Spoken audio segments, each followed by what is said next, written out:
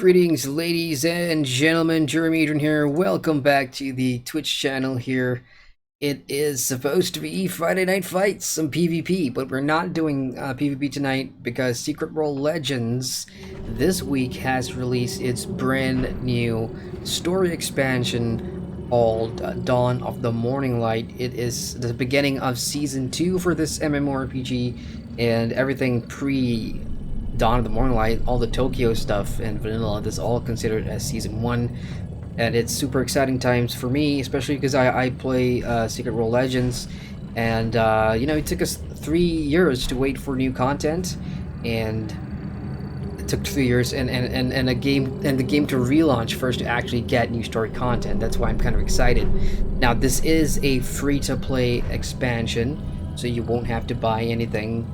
And from the login screen, if you're a new player or if you're a returning player, all you gotta do is just click like the daily login thing to see that there is a collector's edition here, which is optional purchase. You don't need to buy this if you want to play the new story content. It says right there, purchase not necessary to access new story content, but you do get a couple of things, some new cosmetics, a new agent for the agent network system and everything. So what are we gonna do tonight? Tonight I plan to play through the story, the expansion story. And disclaimer, I have already finished the expansion, and I have finished the review as well, so there is going to be a full review video for this. It's going to be coming out maybe tomorrow night. So those of you that have not played this, I highly suggest not watching this in case you don't want to spoil anything for yourself. That's totally understandable. You can always come back to this, or watch the review that I'm going to be putting out on YouTube whenever you guys are done with the content. And another disclaimer here is that I'm starting early. I usually start half an hour from now, 9 p.m. my time here in Kuala Lumpur, Malaysia, but I'm actually starting early because there could be some hiccups with the game. Ever since the new expansion launched, I've been getting memory crashes, I've been getting my audio, in terms of the desktop audio, not being picked up by OBS and everything, so there's quite a few issues, I say. I don't know if it's just particular to me and my computer, or other players are experiencing the same thing. I don't know. So disclaimer, there could be a couple of crashes to desktops, and I'm just gonna cut into like a BRB screen or whatever and make my way back in. And if that happens a lot, then I may have to go to plan B, which is to actually do some PvP on another MMO, maybe ESO or something like that. Now, having said all that, let's go and play the new expansion. And again, spoiler, this is your spoiler warning if you're watching this, played back, or if you're not watching this live. This is the point where, if you don't want to see what happens in the story and everything, leave right now. Alright, spoiler warning out of the way. I'm wearing my boxer's outfit here with the new South Africa pants, I suppose. I just thought, why the hell not? I'll probably change my outfit later on. Alright, if you're a new player and you just logged in, you have finished the Tokyo content, you're gonna get an SMS at the bottom here from a mysterious person, and he's gonna tell you that there's an opportunity to infiltrate the Morninglight cult. And if you watch my stream a couple of weeks ago, I went into detail about who the Morninglight were, what they, what's their story here on Secret World Legends and everything, and what role did they have to play in setting off the bomb in Tokyo. So, knowing that this mysterious person now invites you to Kingsmouth, to the airport in Kingsmouth specifically, because he's got a special offer for you. And because I've already done this expansion, I'm not going to be able to play through the main story again, so there's like a couple of cutscenes that I'm not going to get anymore. But I can still retrace my footsteps and show you, what playing through the expansion is going to look like. Let's go on and board to Kingsmouth, and then we'll go to the airport from there. And we'll make our way to New Dawn, which is South Africa. It's a small compound where the Morninglight operates, and yeah, let's have some fun. Again, I've already completed the review for this, and I've shared my thoughts, the pros and the cons of the expansion. And one of the things you'll notice is that if you're going to be playing this anytime soon, the duration of the expansion, man, it's short. It's really short, which is one of the, probably a big downside if you're hoping for a really big expansion and hours of content. That's not the case. It's a quite a small update, but there's a lot to play through. And on my first playthrough, which was on Thursday morning, I completed the entire expansion in 4 hours or less. So that's how fast this expansion went by. So am I going to be spending 4 hours here tonight just trying to finish up everything? No, probably not, because I've got things to do tonight. But I will try and get as far as possible. And yeah, we'll have some fun. So we're going to go to the Kingsmouth Airport. As I said, this is where you're going to meet that contact. And you're probably going to see a spoiler of who that person is or who that contact is really, really soon. Once you get into the airport, invisible walls. That is the aeroplane that you will be taking after the cutscene to get into South Africa. So you can see here, travel to New Dawn. Let's go ahead and click the travel button, and that's going to take us to South Africa. Once you've completed the story and once you've gotten far enough, there's going to be a Gartha portal that's going to be opened up in New Dawn itself, and you'll also get an instant travel teleport skill that will take you right back to New Dawn. Oh, loading screen. Every time I see a loading screen, I get slightly nervous because I think the game's going to crash on me. It likes doing that.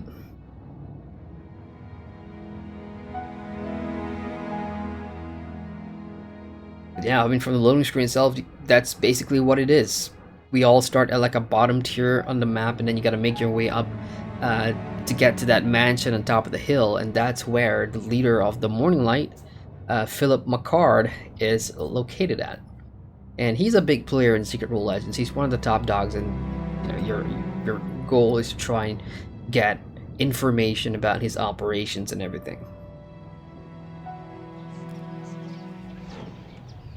Okay, so here we are. Oh, what? There's downtime? You gotta be kidding me. Okay, here it is. Here it is in chat. Attention, Secret Rule Legends is coming down in 15 minutes for an update. You have got to be fucking kidding me. I just got on here. Alright. Note to self, always make sure to check the official website or the Discord to see when the game's coming down. Fuck you, Funcom. It's a fucking Friday night for me, which means it's prime time for me and you're taking the game down. Well, fuck you. That's bullshit. There goes my streaming plans. So I've got 15 minutes. I'm just gonna, you know, let's get one mission out of the way. Let's talk some Secret Role Legends before the downtime hits. So this is the New Dawn map, and this is a very small enclosed space. You've got one tier of areas here. This is for foundling, and I think the best way to talk about this is to actually pick up the first mission, and which is gonna be the Cult of Personality. And Shay is the guy. Shay's the dude that dragged you in here to the Secret World compound to dig up more on the Morninglight to see what exactly is going on. So I'm gonna play the cutscene and it'll give you guys some context.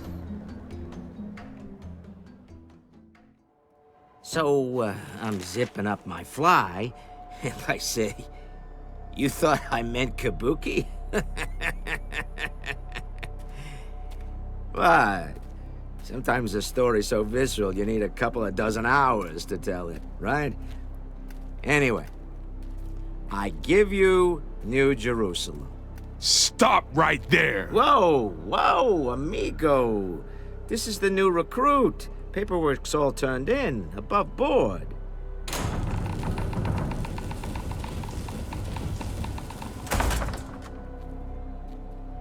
That's it. The big man's house. Between you and that are 3 levels. New recruits start here at the first level, foundling. Shitty accommodations, shitty chores, but you gotta start somewhere, right? Earn your keep, and you get to the next level, anointed. Right over there. Better digs, easier work, telecommunications mostly. Hello, sir or madam, can I talk to you about the Morninglight? The exemplary make it to the next step, favored. They stay the closest to Marik's home. So go on, do your tasks, earn your way to anointed. I'll meet you there. Meantime, no signal here. Far side of Pluto. No phone home. Comprende? This dude here will show you the ropes. Name's Riley. First day, yeah? Nervous? Haha, don't worry. It's a piece of piss. That's your palace there. On your bed, you'll find your electronic ID and your beginner's Bible. Follow that to a T. Problems? Come to me. Piece of piss. You strike me as a beast, don't? Yeah. Me too. What clubhouse? I got drafted to the Reds. Me handler there, real arrogant piece of work, the pinstripe punts. Wanker. Anyway. Bracelet, Bible. Make sure to read the curfew bit, yeah? Catch you later. Right, that's your first cutscene coming into New Dawn. Checking your chat here, we got Actual Lag. Hello, Actual Lag. What up? He says, lol, so I am just there at the best possible time. Sounds like Arcade EU server non-start. I don't know. What, they shut down often? I mean, again, if anybody's joining me right now, Secret Roulette is coming down for an update for 2-hour maintenance, and I didn't know about that until like a minute ago. So this is going to be a really short stream.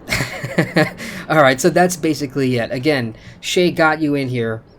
And at this point, you know, you're trying to indoctrinate yourself to the Morninglight cults. And that's the guy on the left. That's Philip McCord. And you've got a new bracelet. You've got a jumpsuit, which actually goes into your wardrobe forever. So you can dress like a Morninglight cult member or whatever. And then you got to go earn ranks. And you'll earn ranks, points, I should say, by doing missions and everything. And the higher you get, the higher rank, the closer you get to McCord. So it's a very spy, espionage thing. And it kind of like the setting here. So let's go ahead and pick up the bracelet, and it's going to talk to me. Welcome, Initiate. This electronic smart bracelet will serve as your This is a kind of cool as thing. you rise among the morning light.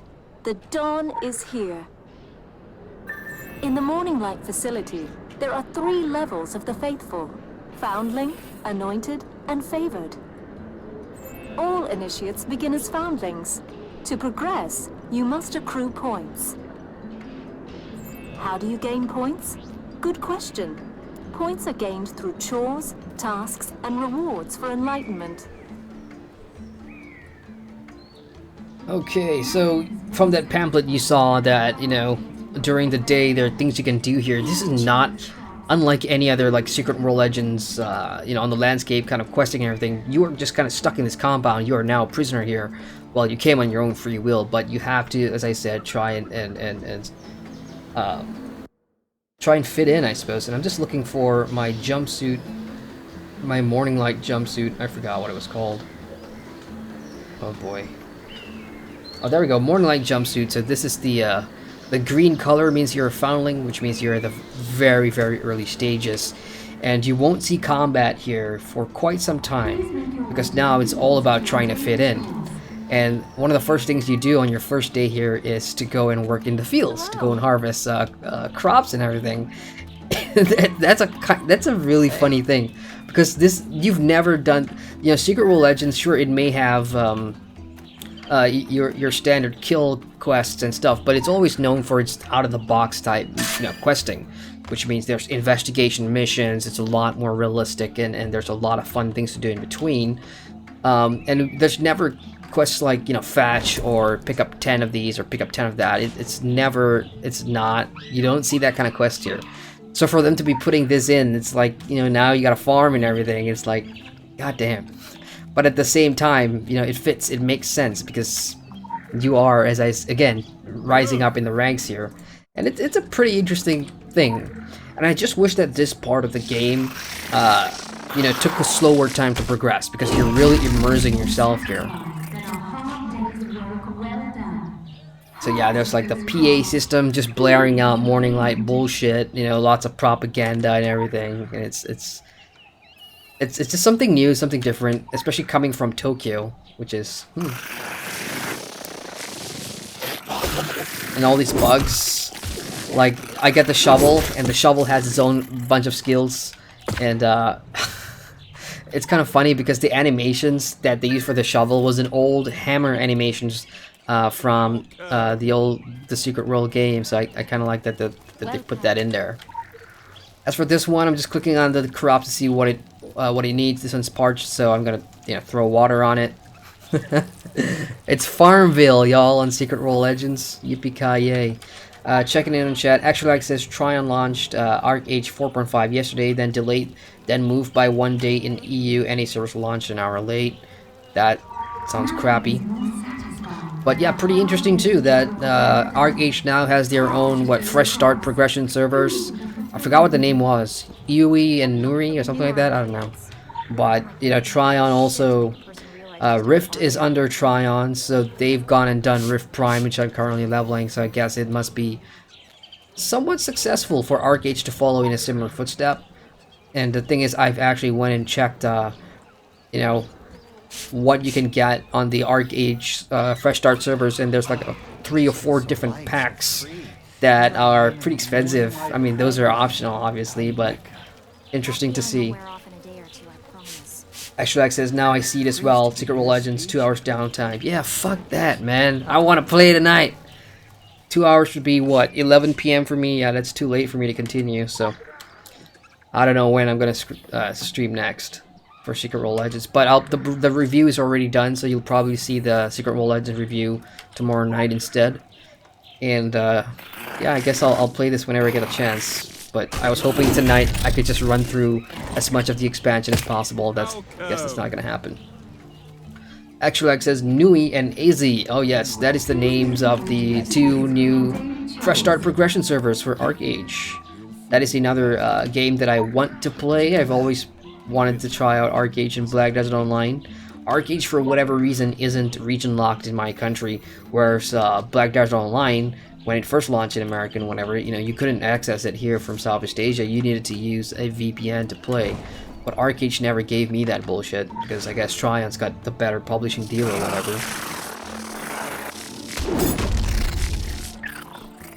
Okay, 5 more crops and then we can get some points. And even though I am replaying the expansion, all my points from my previous playthrough actually carries over. Because there's going to be achievements that you can earn that, let's just go see here. Regional, South Africa, New Dawn, and over here. There's 2 ways to gain the ranks. Rapid Ascension means, getting into the Anointed Precinct, which is the next tier, illegitimately, geez, that was hard to say. And the thing is, the patch has been delayed. This is for your benefit. Funcom, I'm not kidding you guys. Funcom has like 3 different announcements here. So the patch has been delayed. Secret Role Legends will not be patched at 9. You've got to be kidding me. I was this close to shutting down Secret Role Legends and going to play Elder Scrolls Online to do my PvP fight night. But I'm getting like so many notifications now that Secret Role Legends will not be patching at 9 ET. Well, thank you, Funcom. I appreciate that. That's very, very thoughtful of you. I wonder if that's because there's a lot of players online and they're like, you know what? It's Friday. Let's not. I don't know if this is a joke or if this is really happening. But again, yeah, thank you, Funcom. Sorry about my outburst earlier. I was really upset because my bad. I did not actually look at the official Discord or whatever and check what time the downtime was gonna be. So hey, benefit of the players. Okay, so let's continue on here. So as I said, you can either earn the points naturally, legitimately, which is what this achievement is, and it is 1,000 points to get up to the rank of Anointed. And all these little missions here, there's action and sabotage missions, and then there's side missions too, and some of them gives you 3 points per completion, some gives you 1 point, some gives you 2 points.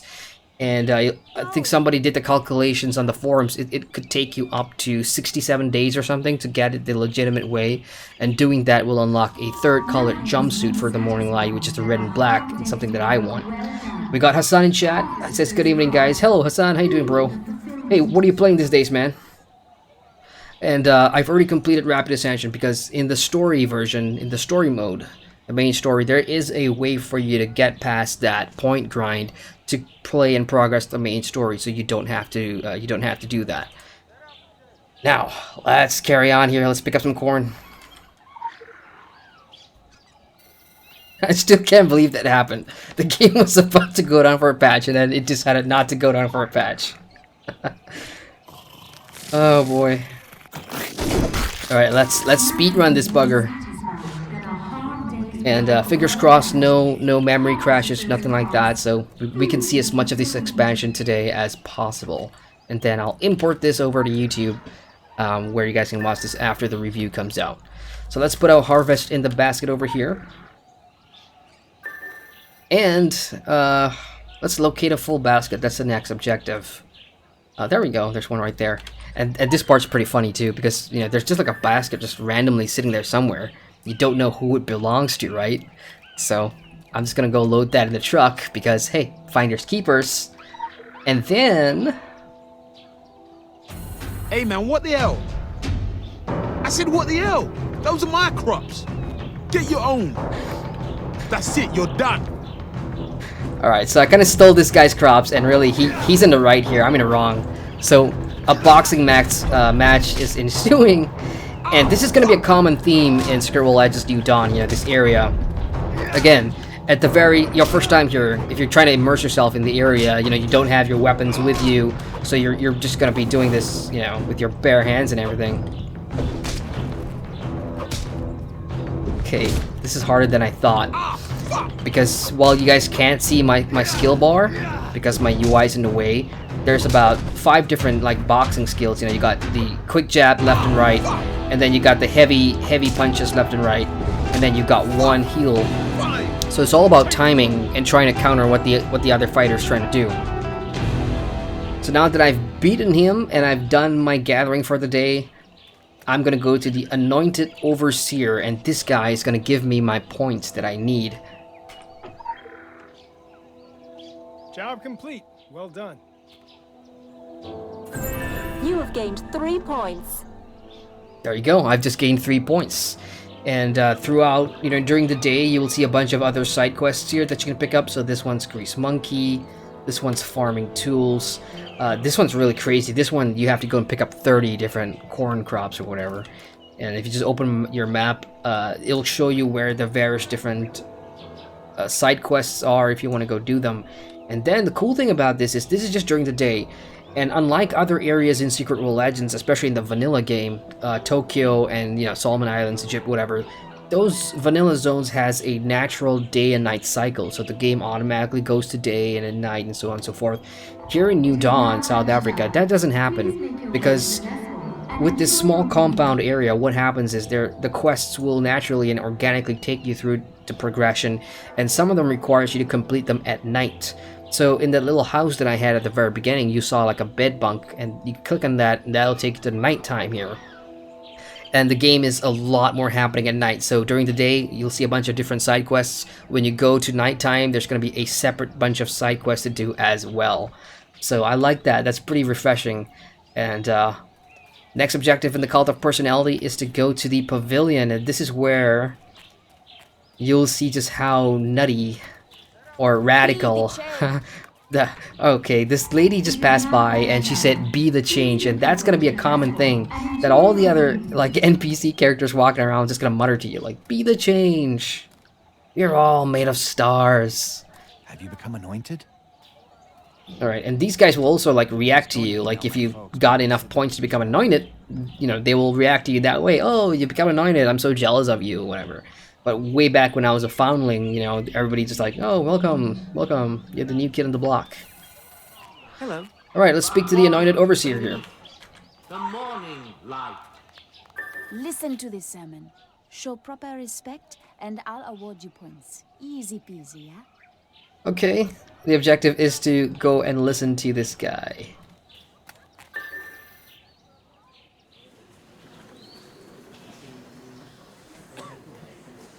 Dear chosen, a stranger walks among us indeed. A servant of darkness that seeks to destroy the light. A servant of darker powers that will seduce and overwhelm us. We must capture this stranger. We must hold them up to the morning light. At this part, I thought they were talking about me. And who among you knows who this stranger is. I thought I was busted. The stranger is pride. We all feel it. We all allow it to spring among us, to inflate our sense of who we are. The light of the morning burns away our pride. Seared and naked, we are nothing before the light which succors us and makes a banquet in our minds. For those of you foundlings, we took the liberty of installing our new Make Space meditation app on your smart devices. Meditation app. Spend 15 minutes 3 times a day performing the exercises contained on the app to earn additional credit towards the anointed rank. And remember the revelation of McCord. We are all made of stars. It's like their moto cheerleading thing here. Special day. Alright, so this guy, you know, from the trailer, I remember when they released a trailer for Season 2, Dawn of the Morninglight, and this guy was heavily involved in it. And I thought, okay, that was McCord, Philip McCord, the leader of the Morninglight, because at that point, or prior to the trailer, nobody knew what Philip McCord looked like. I mean, the Morninglight has always been, they're everywhere out in the public, but, you know, through all those brochures and posters and websites that you got in-game, in prior content, but you never actually, there's no face to the Morninglight. I mean, the most popular advocates of the Morninglight has been people like, you know, Lilith and whoever, but that relationship is now gone, so there wasn't really a face to put into the Morninglight. So I initially thought that was the guy, Philip McCord, but that's not. That's just a preacher. So next objective here is to inspect the frescoes, which are these things, and look at all these people here just going nutty over some paintings. And I know there's a bunch of side quests here that you can do daily to get your anointed points. I'm not going to do that. I'm not going to do any of the side missions here. I'm just going to play through the main mission and just commentate and give my opinion. So the review's coming out tomorrow, but for those of you just joining us tonight, the review's already done, by the way. So the objective here is to just do matching things based on what the painting says. And there's usually something that pops up, but it didn't pop up here. Let's try that again. There we go. And to be a stranger no longer, but one beneath the Morninglight. So these guys here are praying, so that's exactly what I'm going to do. Upon a banquet of light, and to be a stranger no longer, but one beneath And done. the morning light. Hassan in chat says, I'm playing Star Wars The Old Republic now, opening new packs. Wow, man. Opening new packs. I never took you for a pack person. Of course, I'm guessing you didn't buy the packs with real money, right? So what's in the new packs? Okay, the next one. To walk among the chosen and feast upon a banquet of light. These guys are cheering, so that means applaud. Tab, applaud. There we go. And that is done. And the final one. We welcome you. We embrace you. Behold, a stranger comes in Wow. from the darkness. That was so in sync with the priest over there. Let's go over the PA. Alright, so these guys are cowering, so I'm just going to do scared. No longer, but one Scared. beneath And the done. morning light. And let's collect our points now. Job complete. Well done. You have gained 1 point. So I like how my bracelet kind of just gets animated and then tells me you've gained 1 point. That's a really cool feature. And I wish there's a way for you to earn that bracelet permanently, but I don't exactly know what it does. Is it a cosmetic or is it an actual item? But that is such a cool feature, man. I really like that. Alright, let's inspect the job board and let's continue making our way up the Morninglight rank. Today's activities. The new dawn is here. Welcome, foundlings. Grab an activity and earn points. Today's activity is deliver the welcome packages to a couple of houses and gather personal effects to be sent to anointed headquarters. So this is basically, you know, this is where the Morninglight sends its latest recruits to come and get radicalized. So I guess what we're doing now, since we are now part of that, is to go and help other people get accustomed to this. I don't even know what you want to call this place. Shanty Shack Town? I mean, the living conditions in here are terrible. No air conditioning. Well, maybe there's air conditioning because I do see some of the AC units lying around. I mean, in this hot South African weather, I'm sure you'll need that. There's canned food, nice bunks and beds, and really no TV, nothing. The fridge looks from the 80s. Ah, boy. Alrighty, let's go to Hut A20. And here's an interesting thing. You know, for those of you that have finished the expansion or you've already played a large part of A New Dawn, you'll often see NPCs like these. There's only a couple, I think, so far. And this guy, Quanell, I hope I'm getting his name right, he's just standing here, but you can already talk to him as you can with like other NPCs in earlier parts of the game and get some info, get some lore about the area, the Morninglight, and everything. I take this as a sign that he has quests that that has not been patched in yet. So in future content, this guy's going to be a quest giver. And I mentioned at the very start of the stream that, you know, the entire Dawn of the Morninglight took me 4 hours to finish, and there's like a combination of 6 or 7 different action missions, and then there's 12 side missions in this entire update. That might not sound like a lot, and it probably isn't a lot because you can do them in one night, but seeing this NPC here gives me hope because that means there's going to be new content coming soon, so keep your eye on that guy, Quanell. Now let's go deliver some stuff to Hut 820. Also, keep an eye out for lore. From my first playthrough, I noticed there's going to be a lore, and lore is basically things for those that do not play Secret World Legends. You can collect them, and they appear in your Legends panel as, you know, things that you can read. For example, local history, you might come across something like, I don't know, Dawn of the Morninglight, lore entry number 1 or whatever, and you can just read all these little snippets, which is excellent if you guys like that sort of thing, if you like the story. Go drop things off in the bed here. Check it in chat. Hassan says it all exactly. That's the end game now. Bought a few armor stats from the GTN, which is Star Wars: The Old Republic's version of the marketplace, using credits. Nice. Oh, and these little things that you see around the game, these poles, these are scanners. And they basically, at any given time, you can just click and it's gonna, you know, scan your bracelet to tell you what your point total is. You are a foundling.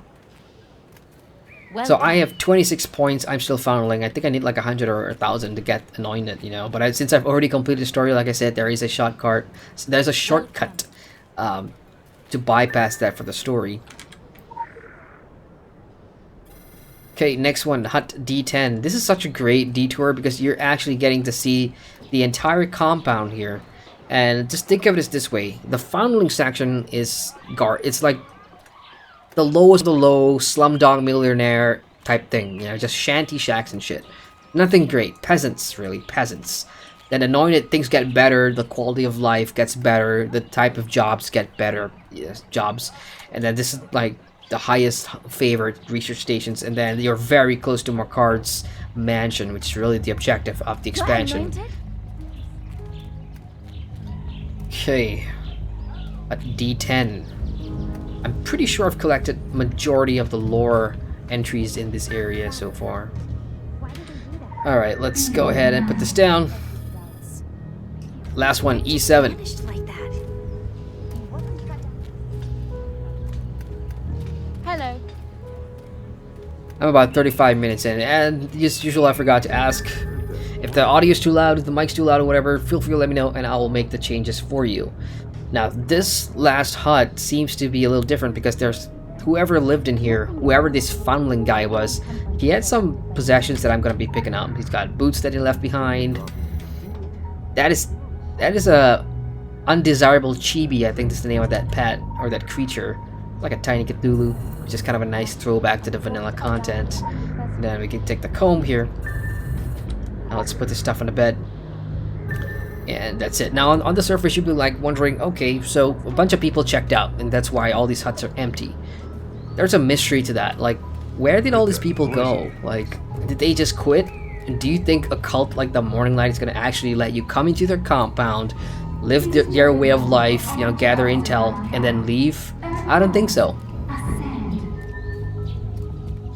Alright, let's drop it in the box over here and gather more points from the Overseer. This is the very early game, your first like half an hour mini game here. Okay. You have gained 1 point. That was worth 1 point. Next objective, tier 4, go to the gym. Yeah, you wouldn't know from it, but oh look, that's a South African flag over there. That's cool. I think that's a South African flag. I don't know. Me and my world knowledge is a little piss poor, so I'm just gonna guess.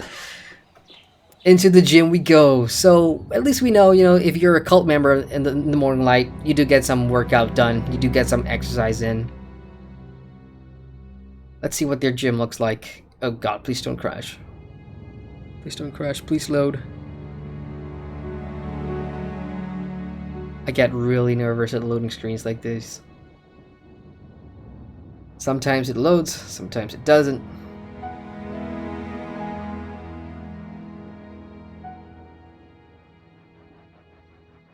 God damn it. I'm gonna give it like 30 seconds here. This happens to me a lot with Secret World Legends, and even back in the day on the Secret World. When you're zoning a lot, when you're entering, instant stuff, and you get to a lot of loading screens in one playthrough, sometimes the loading comes up, sometimes it doesn't load. That could mean I have to restart the game here.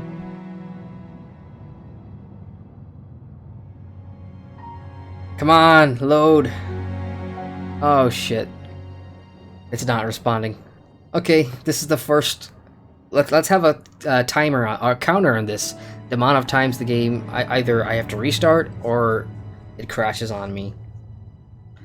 All right, so I'm gonna close the program and let's relaunch this sucker here. In the meantime, check it in chat. What's up, you guys? Oop, what was that? Methoneros is now following in Twitch. Thank you, Methoneros. Appreciate the follow. Apologies, it's at the wrong time. I just had to. I have to restart the game here. But yeah, for those just joining or whatever, I'm playing through the Secret Worlds brand new story expansion, Dawn of the Morninglight, which came out on April the 4th. And I've already completed it twice. I have already created a review for the new expansion, and it's coming out on YouTube tomorrow.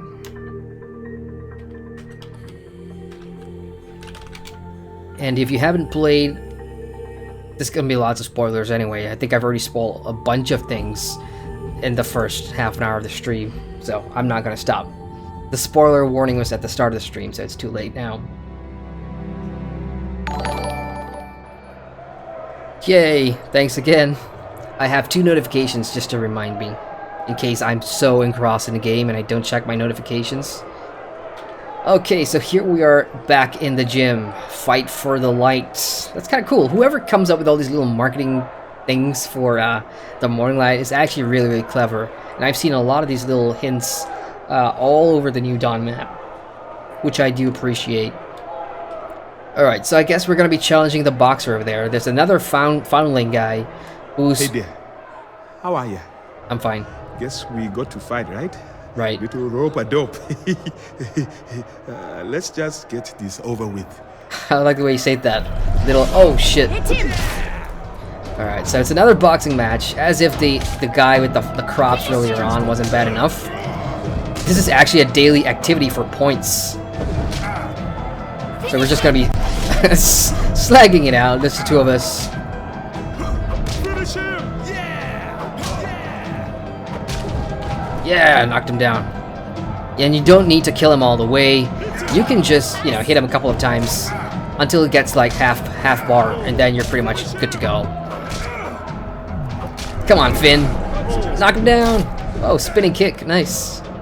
I'm at half health. He's at half health. But I got him. I got him. Really good. Maybe we do this again tomorrow. Yeah, maybe we do this again tomorrow. This little ropey dopey that you call it. Alright, let's get some points from the annoying overseer for completing that task. Here's some points.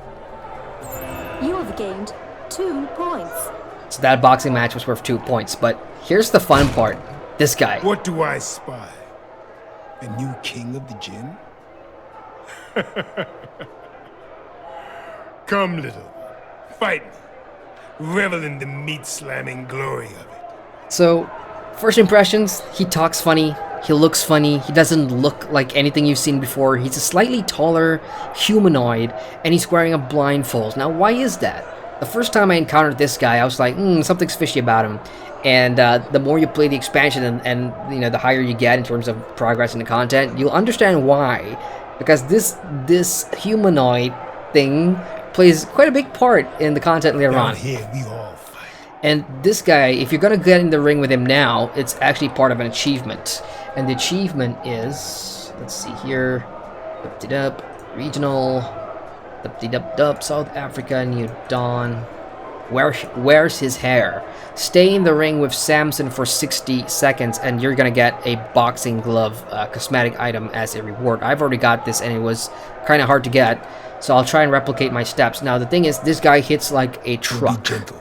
He hits so hard compared to the other guy. So once you step in the circle, it's time to fight. And you gotta stay in the ring fighting him for 60 seconds. That's a full minute. And the best way to do this is just to run, get away from him. Because if you stay too close, he's gonna hit you. There's no point fighting back. There really isn't any point because you're never gonna beat him. So just kite around the boxing ring for as long as possible, and then use your use your boxing heal skill. And that has a 24-second cooldown. And just basically try and survive for as long as possible. Now the thing is, I've already done this, so I can't actually tell what the timer is, but I'm just showing you what I did to try and get that achievement. I'm down to 1,000 health. One more hit and I'm gone. Ooh, I just got out of time. Heal again, obviously. Oh, he stopped, which means make the other way around. And I'm dead. Fight, little lamb, but I win. So he's always gonna beat Now you. get up. You did all right. No shame in losing to me. I'm undefeated. And that's basically You'll his never winning beat me line. with just your fist, little lamb. Never. So I don't know if anybody was counting, but I think that was 60 seconds, and that's how you get that achievement, and you get a brown box and gloves if you wanted to.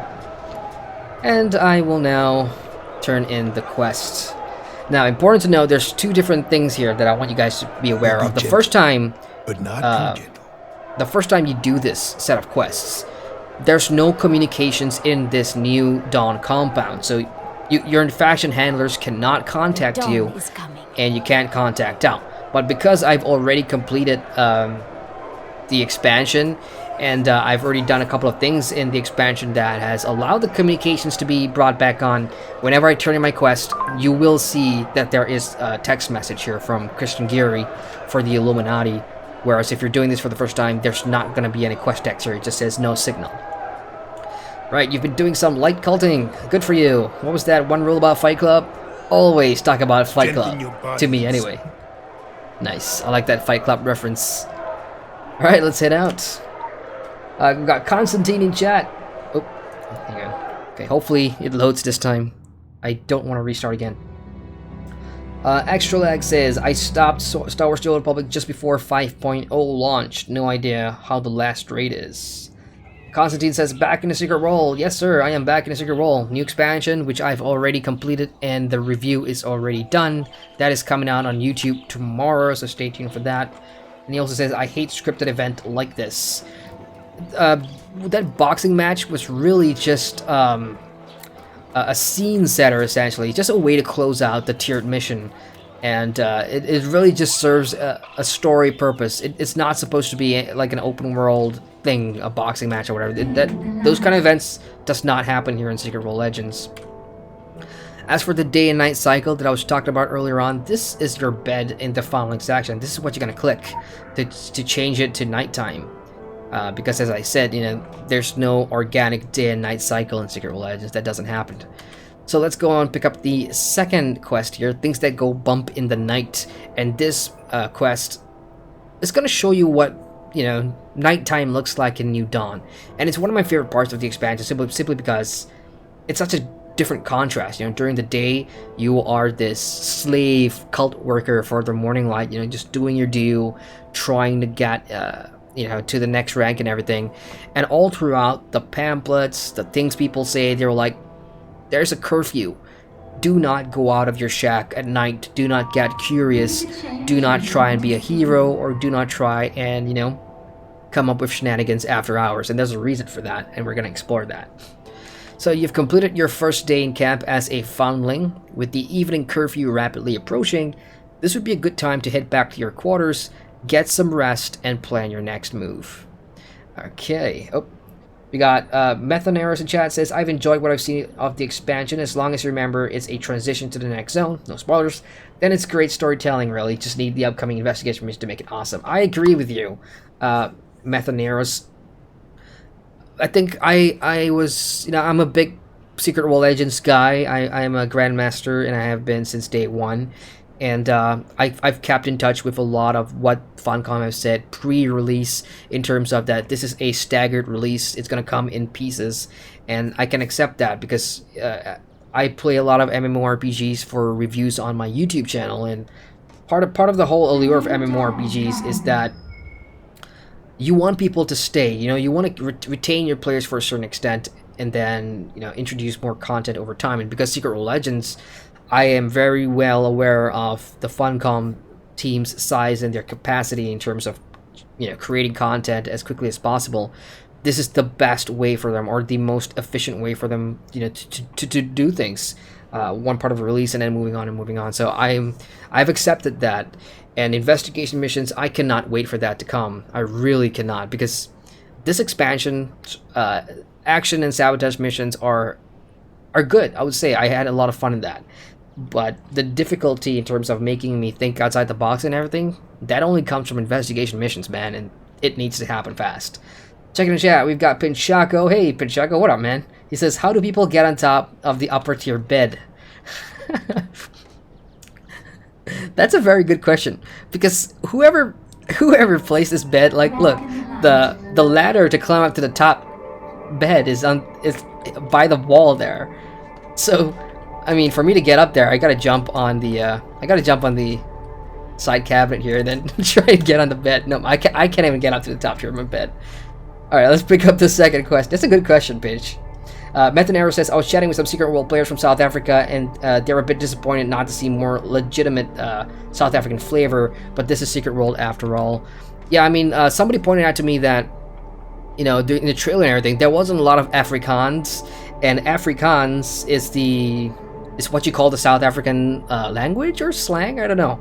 Call me culturally ignorant or whatever, but, I don't know a lot about that, but I think Afrikaans is what people used to speak, and there wasn't a lot of that. I don't hear it, and I know what that sounds like, because funnily enough, there's this actress, a very popular actress who's from South Africa. I can't remember her name. God damn it, she's very popular.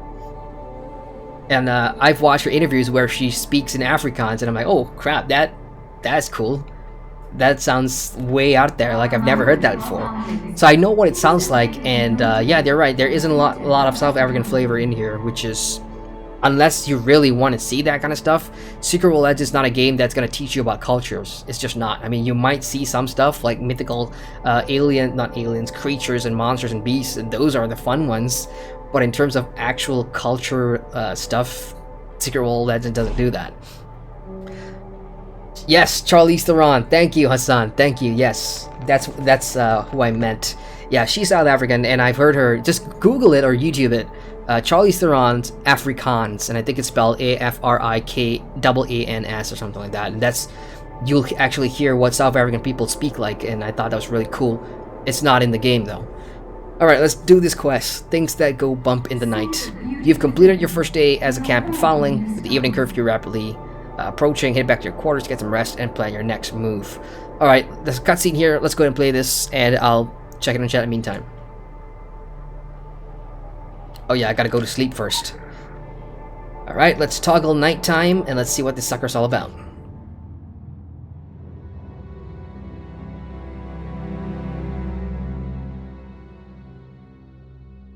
Mathonora says that Tokyo had some pretty legitimate cultural references. Yeah, I guess... Hang on, I'll get back to that. Okay, that was either a really loud scream or a really loud moan. Could be one of the foundlings having some fun in another shack. I mean, the curfew says you can't go out at night. It doesn't say, like, don't have sex or whatever, right? You just don't know. I mean, you're isolated here. If this is your first time through, you don't have internet, you don't have, like, cell phone coverage so you can't contact anybody, and all you've got are your other cult members here for company. So nighttime is... Oh, you see that? You see that? Something flying out there. Something flying out there. Here, let me get rid of my nameplate because that's getting in the way. HUD functionality. Let me get rid of my nameplate. Oh, how do I do that? Come on. Show. Name tags, there you go.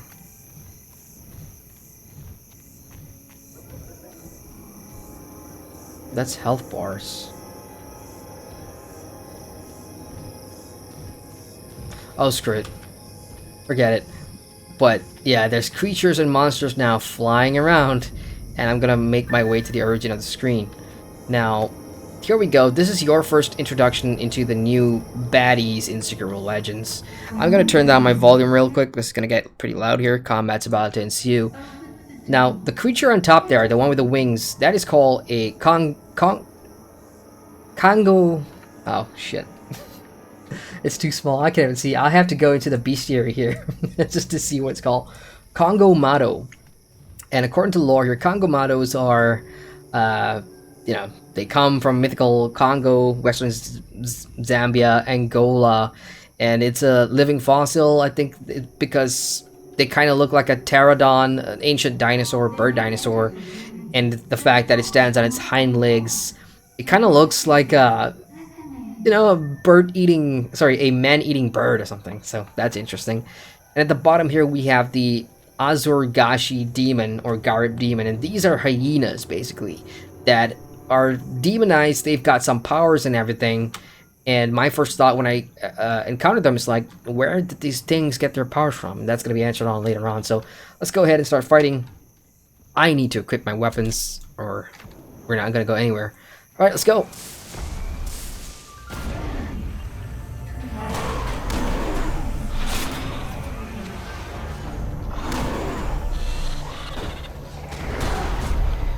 Okay, dead and dead.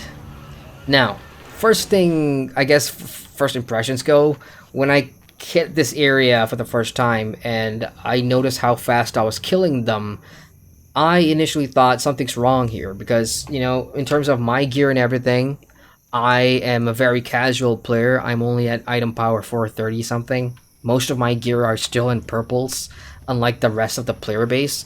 And what I will say, having played the expansion a couple of times now, is that the mobs here are easier to deal with than Tokyo. And I know that sounds strange because Tokyo has been out for like years and years now, including back on the Sacred World, where, you know, they've got the Aegis system and everything. Secret World Legends doesn't have the Aegis system, but there's still a little difficulty in terms of the Tokyo mobs having a higher health pool and taking longer to kill.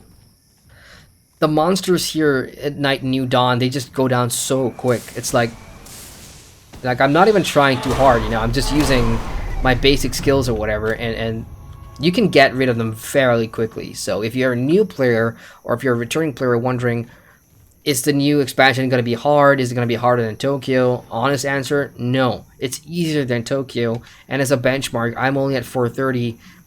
If you play casually, if you're around 300 or so, I think you'll easily get rid of the content here. Okay, so Kishi Demons. These are the Kishi Demons. And that's the Buddha matriarch that I probably have to go chase down later on.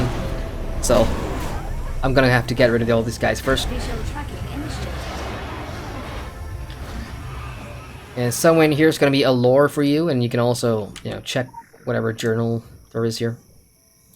Praise the light, embrace the light. Lots of flavor reading that you can find all in this bunks and everything. But my objective is to go and chase down that matriarch. Now, in this mission itself, there is an achievement, and the achievement... Oops. Hello.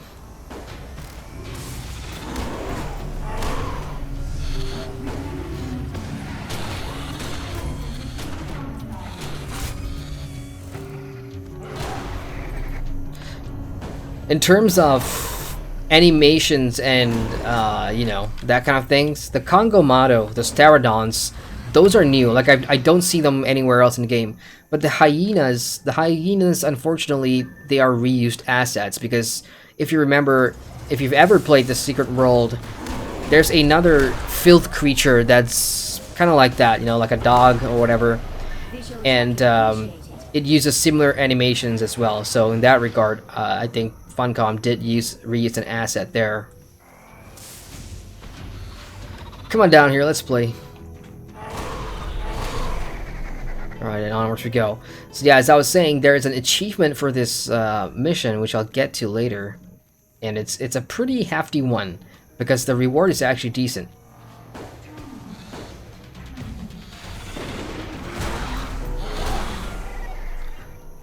Okay, there it is. Let's go chase it.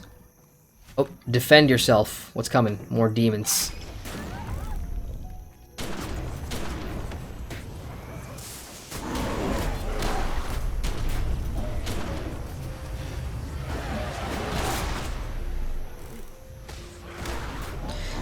Again, my UI is kind of blocked right now, or my combat bar is kind of blocked, but my main weapons are shotgun and elementalism.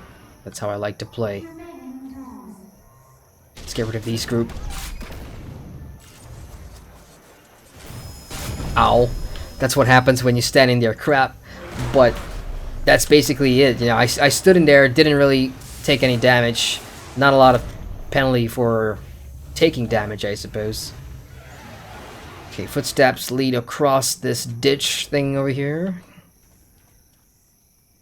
Let's keep chasing it. And, oh, hello there. What do we got? We got bugs. Ooh, and I've got a daily kill quest here, too. Kill the locusts. And during the day, there's even a quest that pops up in this area, which kind of contrasts what you do in the area at night. So the cool thing about New Dawn is, you know, you'll come across a bunch of side missions during the day that you can do here. And then at night, there are similar missions, but they vary. You know, it's like you're undoing whatever you did at night during the day. For example, at night, you can go paint graffiti on the walls. And then during the day, there's a mission to go and scrub graffiti off the walls. So it's kind of funny doing it the first time, because you know that you were doing that the night before. You were drawing, or you were painting graffiti. And then the next day you're cleaning up your own mess. So that was kind of funny.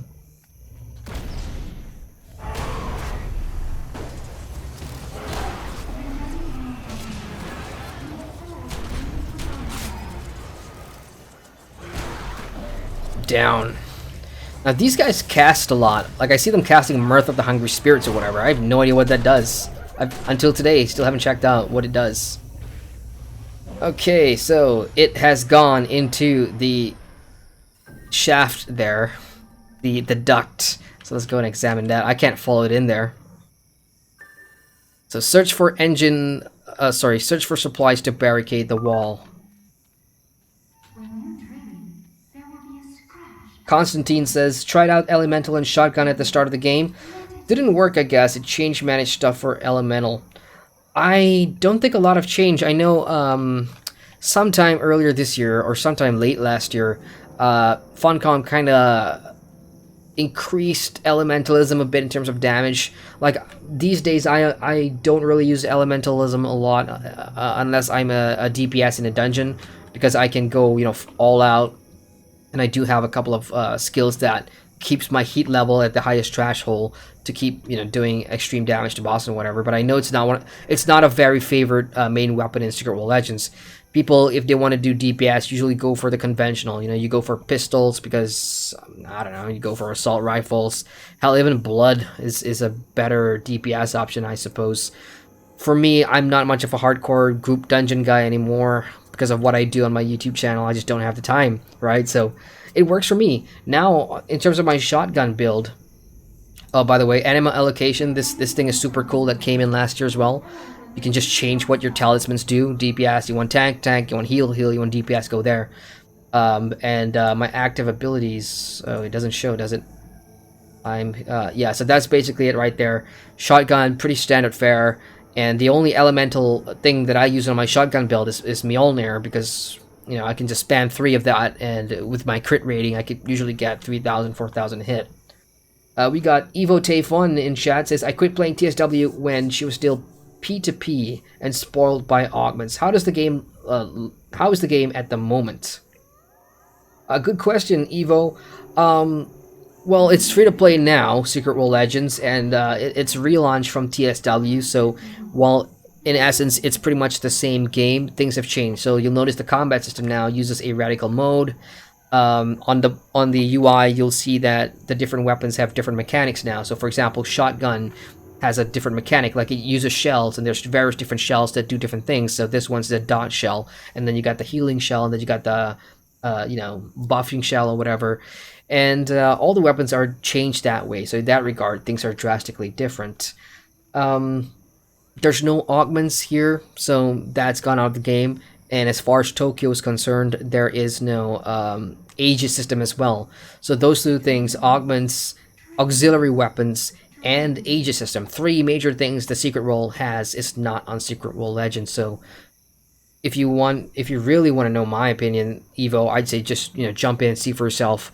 I think for the game that it is now, if you've played this in the past for the story, because that's what the game really is about, its soul and essence is the story, then I don't think it will be much of a problem to run through the game, play the story, because the story is pretty great, especially the new one, the one that I'm playing through. But there are other areas of the game that you may not enjoy, like the way they've done gearing up, for example. It's a bit of a grind. There's a new anima shard system. There's they've also added this new thing. This is the agent system, which is kind of like if you've ever played World of Warcraft. It's like the garrisons or the class hall system where you send champions on missions and everything. It's pretty much the same, except that with the agent system here, there's a lot of backstory, because there's a lot of flavored missions and everything that is sort of related to the Secret World in terms of the setting and the lore and everything, but it doesn't have a direct correlation to what's happening in game. But it's still a fun little thing that you can do if you really like that kind of thing. So yeah, I'd say just jump in and check it out for yourself, man. And oh shit! Oh, totally forgot about that bastard. Yeah, so that kind of just randomly spawns and took me off guard. Okay, so this is one of the I would say like a solo boss or a mini boss within a mission, and he has slightly beefier HP and health compared to all the other smaller mobs that you encounter. So in that regard, there's a disparity on the new Dawn maps when it comes to getting rid of the landscape mobs is way faster, but to make up for that, all these individual bosses that you may encounter are actually harder to kill. It's almost down.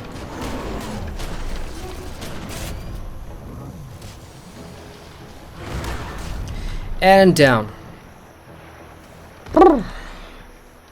Shit, okay, I need to remember this part. So I'm just gonna add a marker here that has jump scare. Just so I know, just so I don't scare myself again. Shit, that was terrible. And all I thought was I was just gonna pick up like a plank and that was gonna be it, but hey.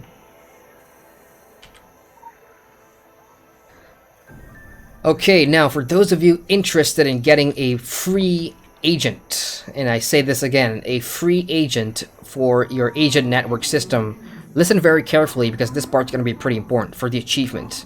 Now, before you go up and board this thing, go under your achievements and under regional, South Africa, New Dawn.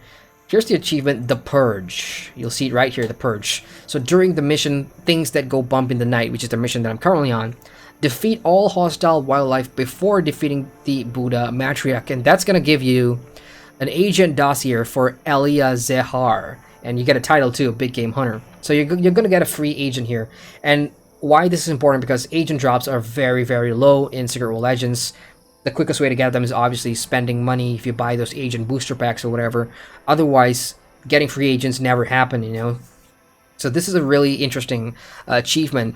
Now, before you board this up, what you're going to have to do is you're going to have to go back the entire area of the funneling, this entire area, and kill all the wildlife that you encounter. That means the hyenas, the congomatos, and up in the air, you'll see like from a distance here, you can see like flying congomatos up there. You have to jump on the roofs and use ranged weapons to hit them and pull them down, kill them. And the thing is, the tricky thing is, on the other side over there, there's going to be hyenas that respawn too. So you're going to have to be really quick about it, kill everything on this map, and then board up this thing to get the achievement. It's a lot of work, and I think it'll be easier if you do it with a friend. But it's worth it for an agent. So now that I've boarded this thing up, it's back out. Let's kill this thing.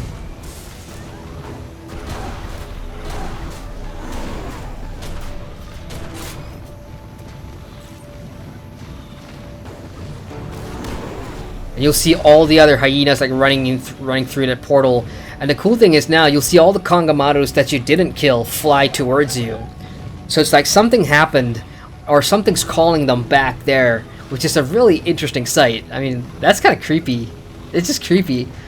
Because it shows you during the day everything is fine in this Morninglight compound, you know, there's nothing wrong, you're just going about doing your thing. And then all of a sudden at night it just becomes like a hellhole, like what the hell is going on? Alright, so that's down. Ooh, bright light.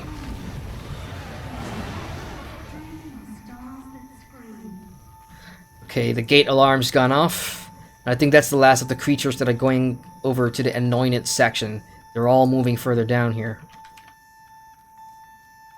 And here's an example of a side quest that only appears at night.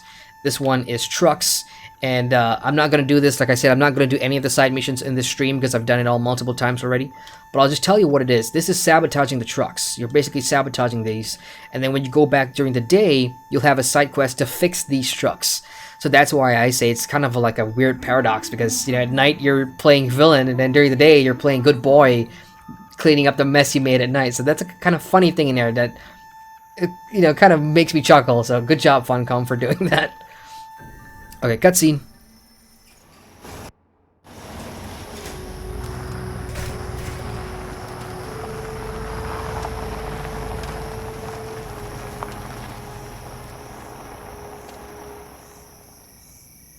So, that's kind of a weird thing because all these drama just happened over here. The alarm of the entire base just went off. All these creatures are out. And nobody's awake, no one's panicking and everything. I guess because when you first get here, like I said, people say don't come out during the curfew because monsters might show their face. I'm the only one that doesn't get that, like, okay, is that normal? People just stay in their damn shacks even though things are happening outside. Well, I suppose not everybody's like a B superhero like I am, so I guess that... Oh, well. Alright, check it in chat before I move on. We have Tom 3 Kings in chat. He says, "Morning, me hearty." Morning, Tom. How you doing, bro? He says, "Chores from Colorado. I like the idea of this game. Thanks for streaming." Thank you, Tom. The entire idea of this game was why I decided to become a lifer on this game. It's just unique and out there, you know. People's gonna have a lot of issues with the gameplay because you can tell that, you know, by animations and movement and probably even the graphics that it's not a flashy game. And there's been so many things said about this combat system here, about being clunky, being stiff, and, you know, it goes on and on and on. But the one thing that's constant with this game is the story, and you know, I cannot recommend this game for the story any higher than it's a must play if you love horror. If horror is your theme, man, I can't even say horror tonight. Well, let's try that again. If spooky shit is your theme, if you enjoy that in, you know, other games you play, Hellgate London, or Arkham Horror, for example, then, you know, this is ideal. Evo says, "Thank you for the information. I'll try to start playing again." Yeah, no problem, man. I mean, again, it's a free-to-play game, so the only thing you have to lose is time. So, check it out. You have to start again, says Constantine, because you can't move over your TSW character. Once in a while, they do have these things called legacy transfers. So if you go to the Secret World Legends website and you log into your account, you may see an item over there on your account page that says like legacy transfer or something like that. See if that's available, and if it's possible, do that transfer. So basically every cosmetic item in your wardrobe, or most of it, will be transferred over. Not your character, just your cosmetics. And that's about it, I think.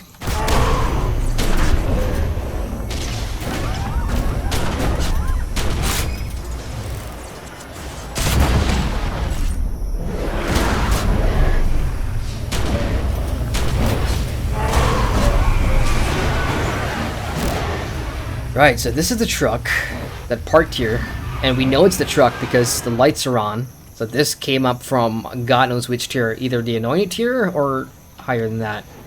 And that's a footprint, so I guess we're gonna be Visual tracking initiated. tracking some footsteps here.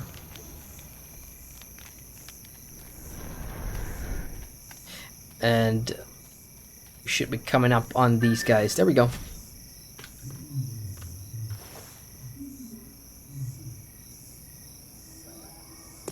Oh shit, I really need a mess of her. The cards will be done. Can't they just obey curfew?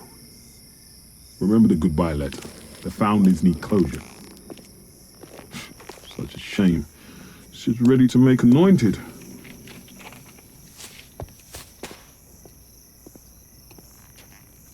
Hurry up. I can't find the other arm. Never mind that. Curfew will be over soon. Let's go. Alright, so 2 takeaways from that cutscene. That person that they killed was anointed, or about to make anointed, which means she has about 1,000 points on her bracelet. And the second thing is that they murdered her because she was out of a curfew. I mean, she was up and about moving around at night, which is against the law here in the Morninglight cult, and they killed her for it. And they also mentioned that, you know, to make sure that the other foundlings don't realize that she's gone or murdered, they're gonna like fabricate a farewell letter to kind of hide the fact that she got murdered. So, and that the guy couldn't find the other arm. So my objective here is to go and check out the room. There's a cleaner's note. To whom it may concern, this is farewell, but not goodbye. My mom is sick, and I need to be home with her. But I'll be back. This place is too great. Its teachings too powerful. I will carry the light with me and brighten my mother's dark days. We are all made of stars, Marika. So Marika's the person that got murdered outside. And I'm laughing because on my first playthrough, at every of those huts that were empty and I had to go deliver the new clothes to, there's always a farewell letter that says good things about the Morninglight. And the one thing I noticed was all the handwriting is the same. So that means the same people are going out killing all these foundlings that got too curious or asked too many questions. That's when I knew that these people aren't actually leaving the camp, because you can't leave the camp. They're either dead or they're taken up higher in the compound for other matters, which we will explore later on. So that's what I found really interesting, and that's what the Secret Role, Secret Role Legends is. It gives you all these tidbits, and if you do your own exploration, and if you go and look at things that other people usually would miss just running by, you'll notice all these constants that actually ties into the story really, really well. Alright, checking in the chat. Tom Tweaking says, I struggle with the immersion factor as a classic dragon and dwarf type of gamer, but I love your channel because I get to see all of these games without worrying about personal immersion, so that's great. Thanks again. Oh, thank you, Tom. Yeah, I mean, I suppose I will, well, I guess that's a nice thing. I don't have to respond to that. But yeah, I can totally understand what you're saying with that. I tried to get my friend into TSW / Secret Role Legends, but the whole immersion thing is way beyond that. Some people have trouble trying to get into a game that is in a modern setting, playing a game that's non-fantasy, like Secret Role Legends is. So I totally see where you're coming from. Tom says, I'll consider making another tune in it and trying to go further than 10 minutes. Wow. That bad, huh? I thought like an hour would be good, but 10 minutes. Methoneron says, you need to try the investigation missions before deciding anything about the game. He says Kingsmouth Code and Men in Black Vans are 2 great ones at the start of the game. I agree with that. Kingsmouth Code is one of the first few investigation missions you do, and that is from Father Hawthorne. Is that his name? I forgot, but he's a priest in the church, and he's one of my favorite characters in Secret World, simply because of the way he portrays things and the fact that he is such an Illuminati diehard, But yeah, I agree that investigation missions are one of the main attractions about this game, because you will not find a questing experience like it in any other MMORPG, and definitely check it out. Okay, back here. Let's go look for Marika's arm. Initiated. Again, in the cutscene, they did let slip that they couldn't find her arm, and there it is. And the cool thing is now, we're getting her bracelet. Quick access inventory updated. So shift 3 to remove her bracelet. Congratulations! You have achieved 1,000 points. 1k points? Ready to ascend. Please use this bracelet at the gate in the morning to achieve anointed status. You may leave your belongings behind. Right, so again, a couple of important things to note. You are now using Marika's bracelet, the poor lady who got killed, and she is anointed, which means you can now advance to this section. And what's important to note is that this doesn't change your own personal score. Your own bracelet is still tracking down, so whenever you go do repeatable dailies and whatever that gives you the points, it's not going to be added to Marika's total, it's going to be added to your total. This Marika's bracelet is simply a catch-up mechanic for you to bypass grinding it the long hard way so you can advance the story quicker. So that's basically all that it is. Don't get too excited that you've stolen someone else's bracelet and that you now have the required points. It's only meant to progress the story, that's it. Let's turn this in. Zorin wanted me to warn you about all the microorganisms living in a hyena's mouth, let alone a demon hyena's mouth. Treat all bites promptly. Let us know if you experience any anomalous urges. Ciao ciao. Yeah, I really like that because, like I said on your first playthrough, there's no signal for communication, so your faction handler doesn't weigh in on everything. So it gives you a replay value and increases the replayability factor once you've done it the first time, because now all your faction handlers can contact you and you can actually see what they're saying. So now that I'm done with this quest, what I can do is head back to my bed and go back to daytime. And that's how it works. Usually, like your first playthrough, things will automatically happen because you have the main overarching blue story to follow, and that usually just progresses or automatically picks up the quests for you and everything. But again, this is my third playthrough for the expansion, so I can't do those main story sequences again. So I have to go manually do some quests. Oh, look at this guy, Epoch. Nice outfit. It's got like pirate clothes and everything with the pirate hat. Nice. And it's wearing a Hide and Shriek t-shirt, which is another Funcom game. Alright, so I can now make my way to the next stage, I suppose. Let me just see, where do I pick up the quest from? So these two are done. Chair, Overgrown Warehouse, Farm Pavilion, Farming Tools Mechanic. Yeah, I suppose we could just head on over into the next zone and pick up the quest directly from Che. Constantine says, "Can't believe the fresh start server for ArcH is not up yet, but for not up yet for EU, but US got them yesterday." Talk about favoritism. Hey, I don't know. I don't know how the industry works over there. Well, I have a clue, maybe, but US is the bigger market, right? Now, actually, Euros is the more lucrative market because the value of the euro is higher than the value of the dollar, right? I don't know. Okay, so because I'm wearing Marika's bracelet, I was able to get into the Anointed section, and here we are, ladies and gentlemen. We are now in the Anointed quarters. And from here, you can directly see the mansion over there that belongs to Philip Marcard, who is the leader of the Morninglight, and who is the sole reason why we're here. Welcome. And as an Anointed, I should probably get into my proper jumpsuit too. Once you reach Anointed, you get the red jumpsuit, and you'll be able to wear that, and you'll notice that all the other Morninglight cult members that are Anointed are wearing the same red jacket. So if immersion's your thing, you can just change that. Important things to note, there's a couple of side quests that you can pick up here, like this suspicious device, and then later on, oh, that's after you play after you finish the game, actually.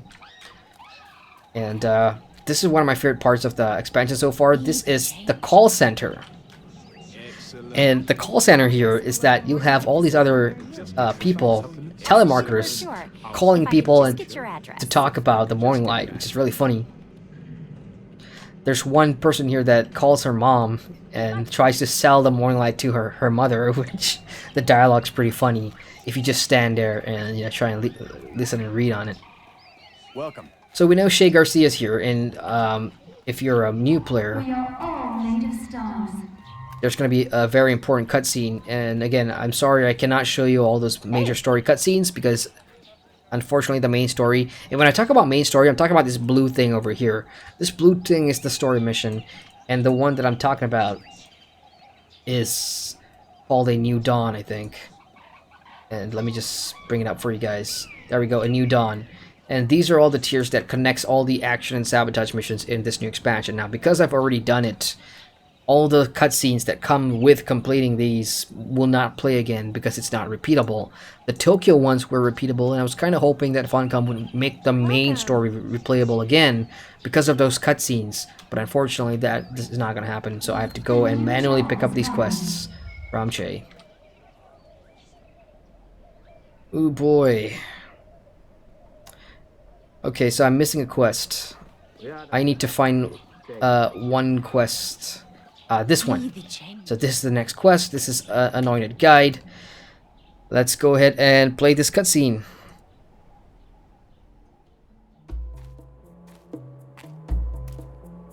And again, I'm using Marika's bracelet that I found last night. So I'm able to ascend from a foundling to Anointed. And that's the context behind this cutscene.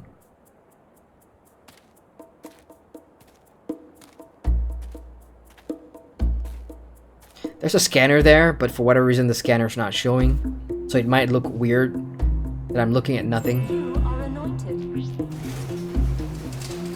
Phew.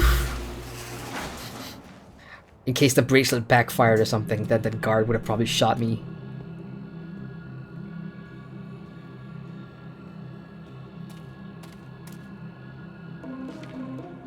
Holy fuck, hero.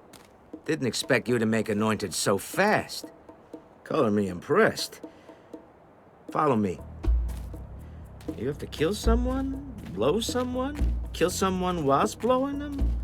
No, don't tell me. Save the story for the plane ride home. This is your crib. We can talk here.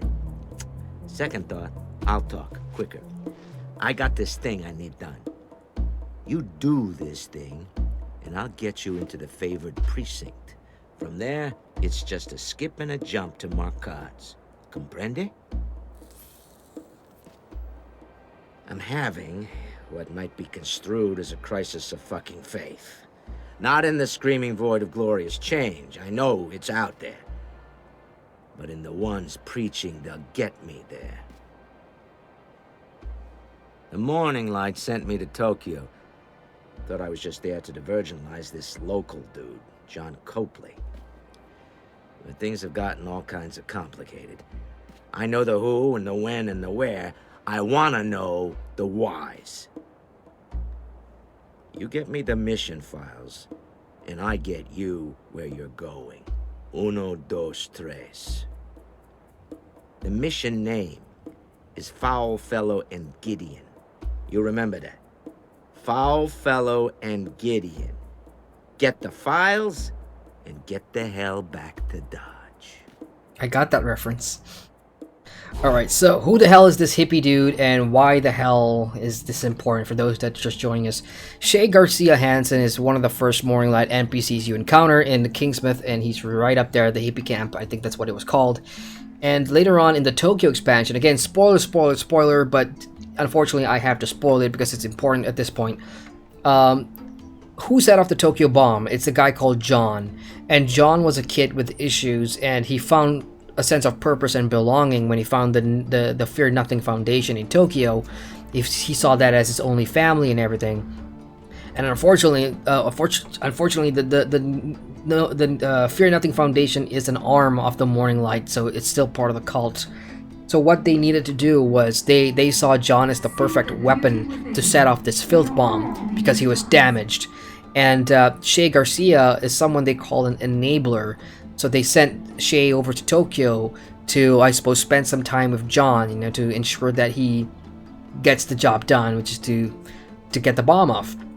So at this point in the expansion, everything starts to come circle around. You know, it starts to make sense. Okay, so I see why Shay was the one who contacted me and why Shay was the one who got me into the Morninglight. As he just said in that cutscene, he's having issues with the Morninglight, the very own cult that he's in, because he thinks that he's being played, or he thinks that something's not right here because he knows that John probably set off the bomb and he's wondering why or what happened or what his role in all this is, because he may feel guilty. So this mission, Foul Fellow Gideon, is about Shay asking us to infiltrate some deep dark places within this area and find some information about that mission, why he was sent to Tokyo, why he was sent to befriend John, and all that good stuff. So let's go ahead and get this mission done. Read the Anointed Guide, which is what I'm about to do. And again, the guide did not pop up my screen. That's weird. Never mind. Let's go ahead and pick up the jumpsuit, which I'm currently wearing, and read the job assignment letter. Marika, and again, because Marika's dead, she got murdered in a couple of cutscenes ago. I have a bracelet, which means now I am in her new room and everything. So I'm essentially taking the empty spot of Marika, which is kind of funny because nobody's kind of found out yet that Marika's dead and she's a woman and I'm a guy. Alright, your social skills test high. After careful observation, we have decided to place you on the telecommunications team. Tomorrow, you will report to the call center. You'll be assigned a desk and shown the pattern and procedures. For the first week, your calls will be recorded and examined to help you perfect your pitch. So, this is basically what an anointed would do. I've already showed you guys the call center, which is where everybody's, picking up the phone and telemarketing, just calling people, talking to them about the Morninglight, and it's a kind of funny process because you'd think like a big cult organization like the Morninglight to even have a telecommunications arm is just hilarious. Welcome. And while at first I was excited because I thought I would be actually doing that, unfortunately the Secret World Legends, your main character never speaks. So there's no chance of you picking up a phone and trying to call somebody, unfortunately. So I'm looking at my mini-map here. My desk is over here, so let's go ahead and click that. And again, we are... a fine line of self-help books and nutritional supplements. You can hear the person at the background talking on the phone, right? Alright, so anyway, we are here to find out more about Foulfellow and Gideon, the mission about Shay, Hansen, and John. So let's go ahead and find that out. This is the computer interface for pretty much everything in the game. So please select a topic or input query here. Let's access all internal files, because that sounds like where I want to be. To access internal files at New Dawn, type in the name of the file that you are looking for. If you require file name, speak with your manager. Now, the clue to this is already in the cutscene. Chase specifically say, remember the name Foulfellow and Gideon, so that's basically what the file name is. So Foulfellow and Gideon. Boom. The file Foulfellow and Gideon can only be accessed directly from Morninglight server terminals found within the call center. So that's pretty much your clue to go locate the server room. Now, where's the server room? You may have trouble finding this. It's actually really easy. It's just that door back there. Stand in front of it, it opens up. So we have Terminal A, Terminal C, and Terminal B. So let's go ahead and hit Terminal A. Let's see if we can get some information here. Please input your query. And again, Foulfellow and Gideon, you're going to have to remember that. It's really easy. It's the name of the mission, which is right on the right side of the screen. Okay, the file Foulfellow and Gideon is deemed sensitive and can only be accessed from Terminal D. See your office manager. So, what does that tell you? First, you cannot access it from the main computer outside, and then when you come to the server room, you still can't access it from one of these servers because the material is really sensitive. So you know that you're actually dealing with really something that's way beyond your pay grade here if you're in the Morninglight, so it means big shit. So let's go ahead and find Terminal D, which is really just behind here. This is where it is. Hit that. Access is denied. Alright, so objective says you need to find a manager's access card or you can't enter here, so fair enough. Where is that? Based on the minimap, it's just that office over here. You'll see a day shift manager, this person. Her desk is right here, and her card is right there. Oh, I can't pick it up while she's watching. Yeah, sorry. I'll just need to walk out real quick, please. Oh, you're pretty good looking too. I'm just gonna hide behind this pillar and wait till you go away. As soon as she walks out that door, you can just pick up the key card.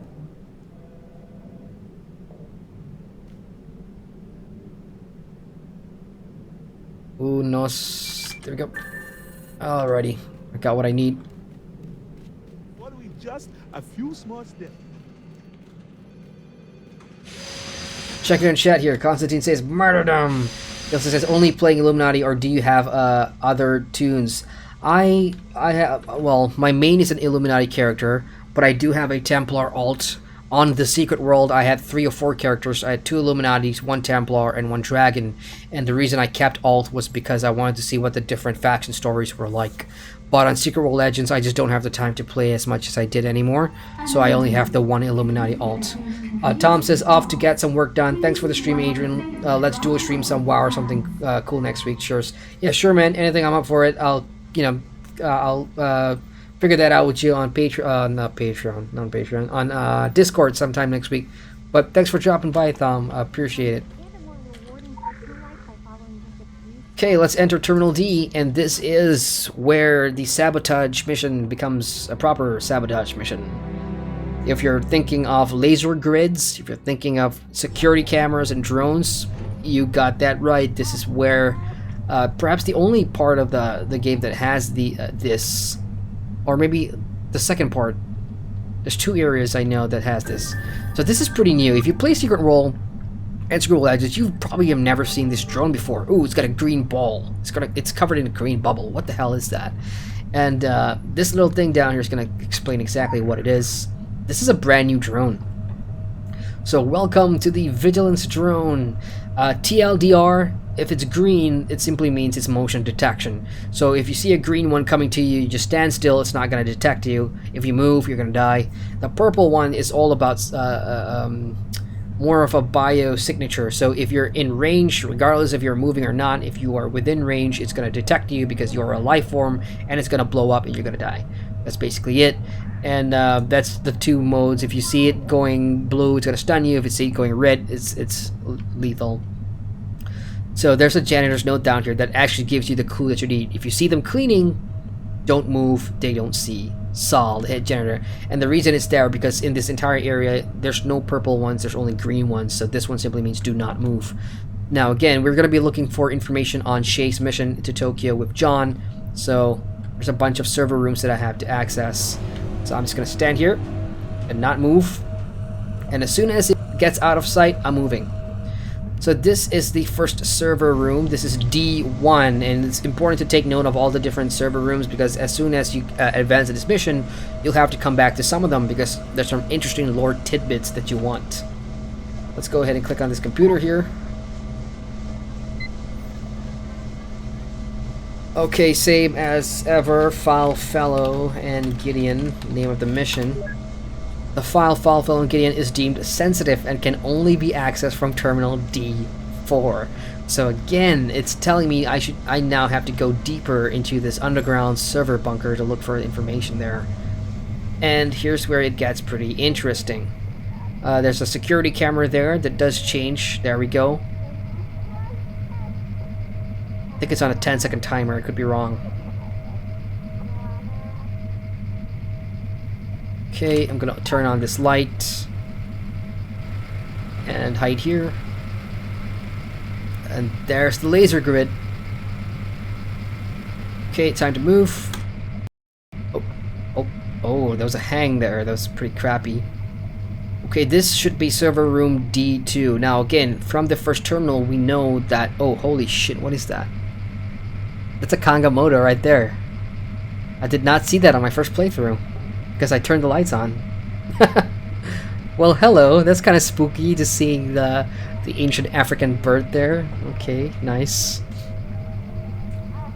Okay, I'm gonna make my way in here anyway, just to see. There's a computer there, and again, hide behind all these servers and make sure you don't get caught moving when you're very close by. Again, I've done this a couple of times now, so I know what range I should be in. Oh no! It's a security camera! Shit! Oh god damn it! That was an achievement that I forgot. Damn it! What achievement was that? Shit. Well, at least I now know there's a camera over there. I totally missed that. Where the hell is it? Oh, I see. It's right up there. Okay, that means I really don't have time. Oh, not again. Okay, Later on, there's going to be a room where I can turn off all the security cameras anyway, so I don't have to worry about that. Let's just go and move on. Kangamoto right there. Now, I never engaged this guy in the past, so let's make sure I can get to him. Jeez, he's just standing there. Well, let's fight him.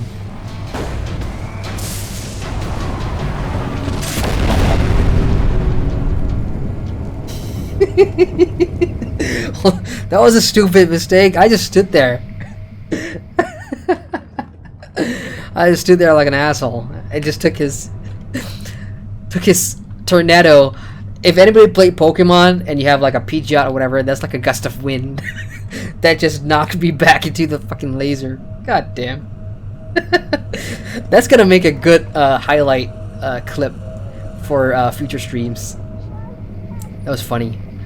Okay, note to self, do not engage to Kangamoto when you're jumping over lasers. Lesson learned. Come on, camera. Okay, now the lights are off again. And I don't see the bird there anymore. Okay, time to go. Again, that's server D1 room. I don't need anything from there yet. I'm making my way to D4 at the moment. Now there's 2 cameras behind that box, so you don't want to overextend. I'm just waiting for the green light to get past. So because there's a drone over there. He's gone. Let's go. All right, find a way past the cameras, and that way is actually in this room that I'm now going to try and get into. Now the interesting thing is that this room has lasers as well, so basically just get into these little parts here, wait for the drones to make their way, like so, and move. And what you want is the computer at the back here, and I think there should be an option to turn off the cameras in here, if I'm remembering this right. Alright, there we go, security access, let's go hit that. Disable security cameras, yay!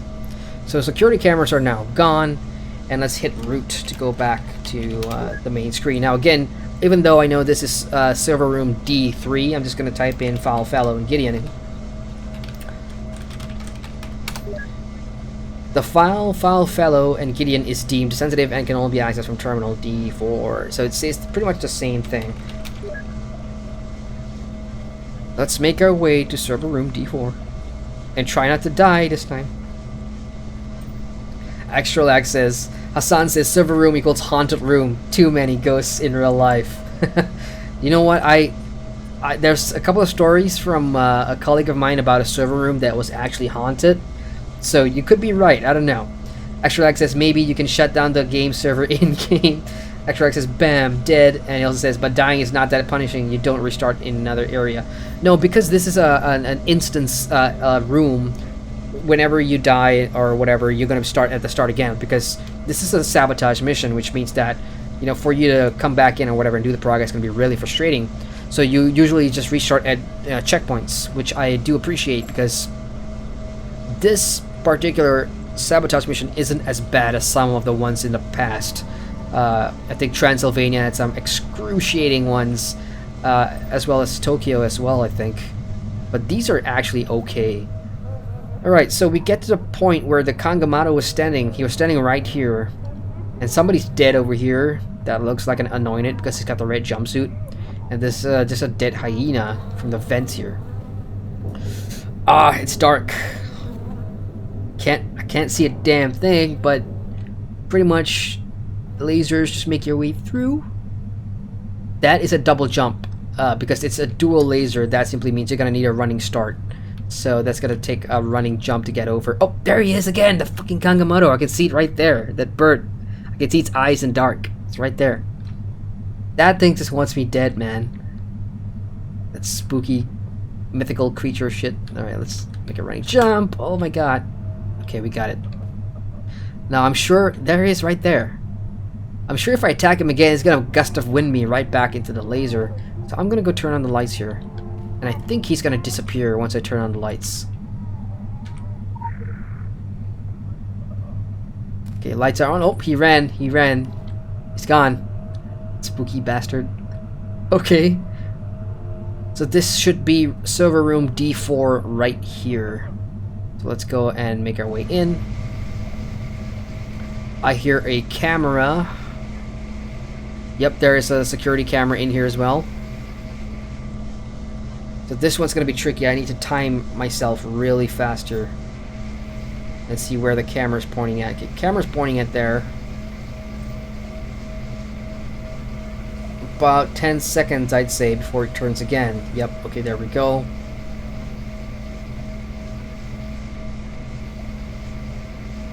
I'll make a run for it. Okay, there we go. I'm under it right now. I'm under the camera.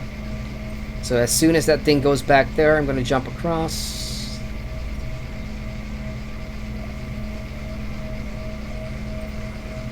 Okay, I need this damn drone to move. Come on, drone, get out of my way.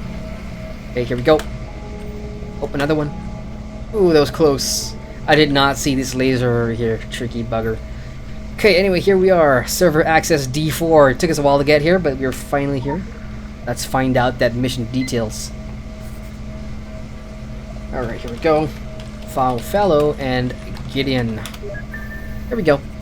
The great message must occur. Yuichi, and Yuichi is the crazy brother that the Morninglight initially wanted to send to go detonate a bomb, but he ran away, and John was the next candidate. So Yuichi is to be the bearer. Should he falter, we will activate John Copley as a contingency. John shows promise, but he requires a push. He must have the paradox of insecurity and confidence. He must be pliant, yet believe he can enact great change. We have assigned Che Hansen to be John's enabler. Che will spend a week with John. Camaraderie and access will put John in the proper focus for an audience with the McCord himself. Should Yuichi falter, John will carry the great message. The great message means the Tokyo bomb. John the finger, Che the itch. Neither needs to be aware of the ramifications. They are vessels, sacrifices to the dreamers. And that's a really important line, because people, if you've played up to Tokyo and you have no idea what the story's about, you know, it's there are entities, powerful beings in this secret world that controls things. You know, you got the dreamers, then you've got Lilith, and then you've got Chandra, Samael, and all these powered people in play. And basically, you know, the entire bomb was an offering to the dreamers, the sleeping ones, you know, trying to get out of that Gaia engine, and that's basically what the bomb was for. So the unenlightened will call it the greatest act of occult terrorism since the Third Age. We call it the Great Coming Together. McCord's will be done. The endless mounts past the periphery smile. Update, Yuichi is compromised. Enact Foul Fellow and Gideon. So again, from this we know Yuichi doesn't make it into the Fear Nothing Foundation because he runs back to his apartment in Tokyo where his sister is, which we've already met. I forgot her name. So the contingency plan was enacted, which means John was to be the great messenger, which means Che Hansen should go to Tokyo. So that's how everything plays out, and this part of the mission ties up a lot of loose ends, especially if you're coming from Tokyo, which I really appreciate. Thank you, Funcom. So now, if you want, and I highly recommend doing this, you can see that the computer console says see also John Copley, Che Hansen. So, given that hint, you can actually type in the console now, Che Hansen, and the console is going to give you more information for you to read about said person. What? Invalid query? Oh, come on. I thought I spelled that right. Let's try that again. Che Hansen. There we go. So one of our more accomplished enablers, his appearance hides a cunning mind, powerful skills of observation, and ruthlessness. History. Born in 1952 in a commune in southern Oregon. Commune led by Beaumont. Ding ding ding. Now, the signs here should tell you a lot about, okay, why bring up Beaumont? Because later on, you can actually go back to one of the earlier consoles and type in Beaumont's name, and there's going to be a really fun interview regarding the Morninglight and Che, where they try and get some information about Beaumont. Is he a god? Is he Loki? You know, those are questions that you'll have to make up your own mind once you've read that report in that computer later on. So now that I have the information here, and basically this entire chapter just says that, okay, here we go, Che will never achieve favorite status. And basically, at this point, you know that the Morninglight are just using him because he's expandable. They don't care about Shay. They just want him to go do his thing with John over there for him to set off the bomb, and that's that. So that's basically what this takeaway is, and now I can go bring the information to Shay itself. But again, if you are looking for more information, you could type into that PC enabler, you can type John Copley, then you can go back and type Beaumont in another PC to get information about that. So you can either get out of here the easy way, which is just die. Oof, I made it just in time. Dying, it will take you back right to the beginning, so you don't have to go through all these things again. But I just did it the hard way. There's going to be a lore here as well, for those of you that just finished this mission for the first time.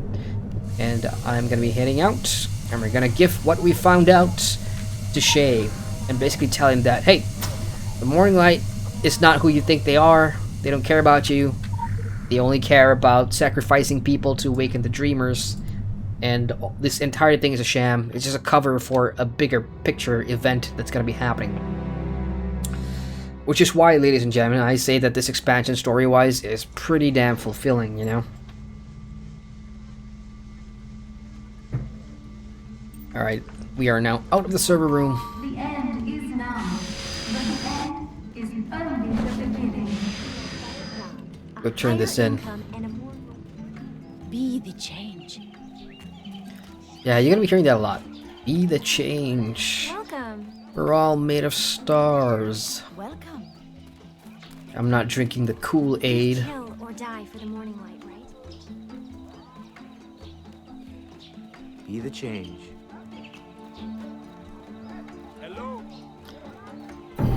Alright. Ooh, challenge complete. Is that my daily? Yeah, that is my daily. Awesome. Okay, before I move on, I'm just gonna turn in my agent mission here real quick. And, oh man, cap. Damn it. Okay, never mind. I can level up another one in the meantime. Let's do an 8-hour one. I don't have to mess with this again. Alright, let's turn this in. Chay's having loyalty doubts in his cult. I smell opportunity. That is so gagey. She probably wants to drag him into the Illuminati. I don't know. He could be a fun character for the Illuminati. Let's pick up the next quest. One flew over. Enraged at being used as a puppet by the Morninglight, Shay has offered to help you get into the upper area. Meet him after dark at the wall of the favorite precinct. Now let's go turn this in and let's see the repercussions of giving Shay that information that he wanted us to get.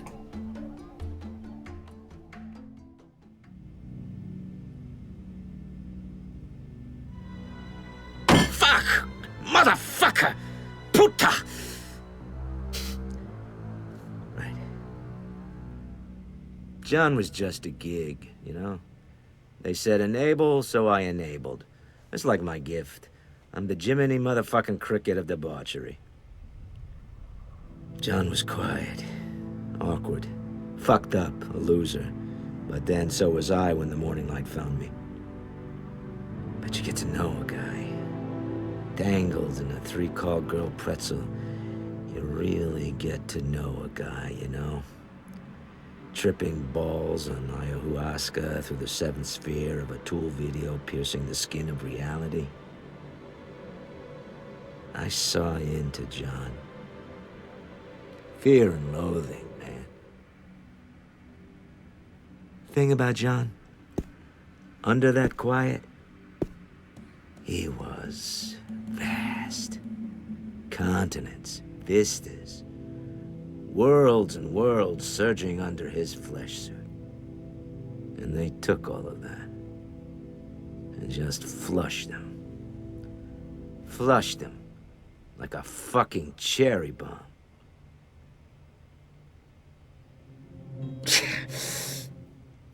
Right. Right. Hero, you did good for me. Now I do good for you. Tonight, you go by the wall, and I'll have it set so you can get to the favored precinct. Well, we know he's pissed, which is a first, because he's found out that the Morninglight really isn't what that, you know, the front that they put up for him, and it's in this moment here that on my first playthrough I really start to feel for Shay, because prior to this, you know, I could never really understand what the guy was all about. He's a druggie, he's a junkie, you don't know what his story is, and now, you know, you see him in Tokyo having fun with John, you know, spending the time with him before that bomb goes off, and then you really start to get curious, and now this opportunity has given us light on Shay as a character and how conflicted he is, you know. And to be fair, this part kind of paints a picture that John and Shay aren't really that different, you know, they're kind of alike. So it's like, you know, misery loves company kind of deal. So I do feel sorry for him in that way, as I do feel sorry for John. You know, after he found out that he blew himself up and he's become part of the filth and everything, and it's just great writing, man. I really like it.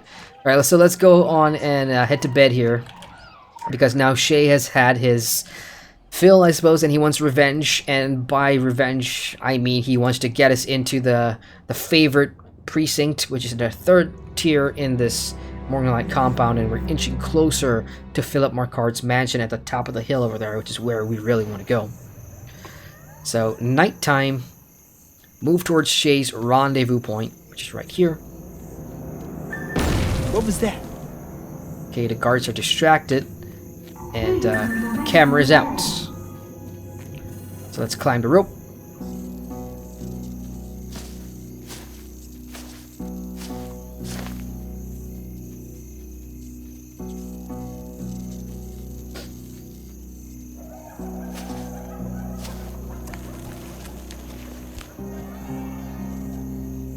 I'm a super fast climber.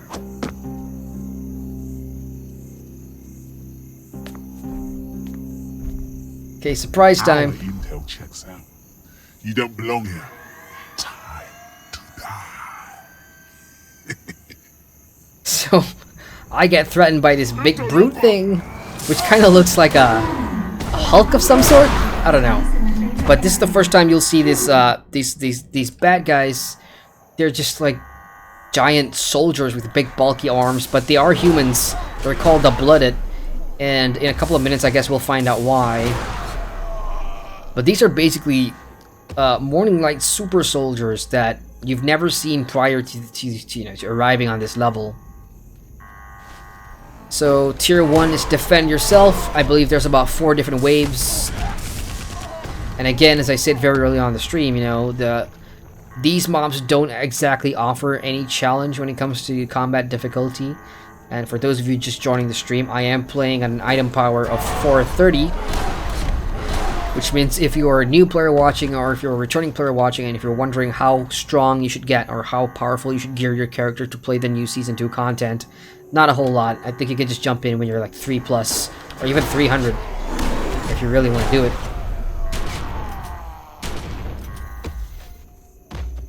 Okay, approach the mansion gate is the next objective. Let's go ahead and do that. And we are really close. This is already the favorite precinct. We are right here in the third area. And McCord's mansion is right there, man. It's a pretty mansion, too. Oh, hello. What do we got?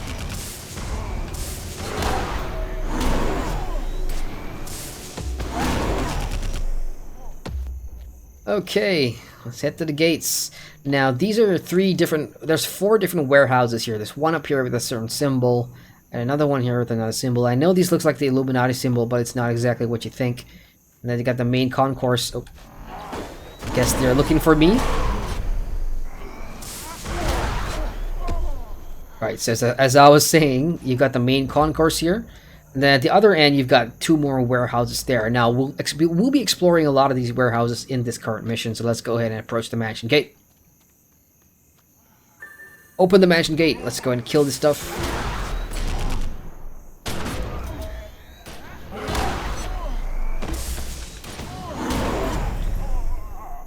Alrighty, let me just eat some buffs here. I have a lot of these buffs from the packs because I do get free keys a day. And yeah, open sesame. Let's go say hi to McCord, shall we?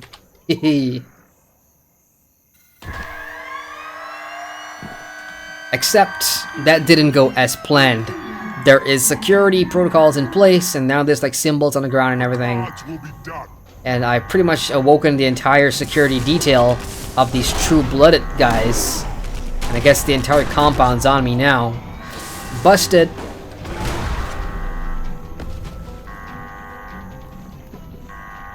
The hell?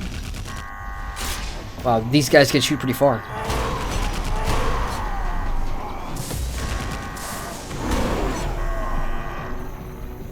I think there should be 4 waves now. Find the source of the blooded. Alright, so I'm pretty much done with that defense. And if we go back to the first warehouse, we'll see that the door is open now. So let's go ahead and find out where these big brutes are coming from and what exactly are they. And the answer is, ta-da! These are actually foundlings. These are people from the Morninglight cult who want to be enhanced, and they're undergoing experiments to become the final product, which is gross. Let's go ahead and clear the warehouse of these things.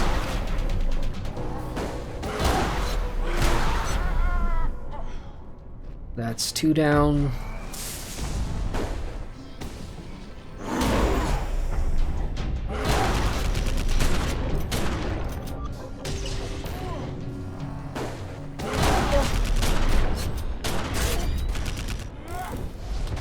Ow.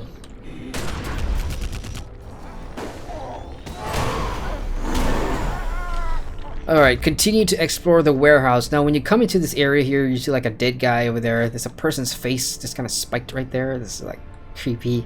And she's actually got an eyebrow up. Like she's doing like the what the hell kind of face. It's just weird for a person that's just been beheaded.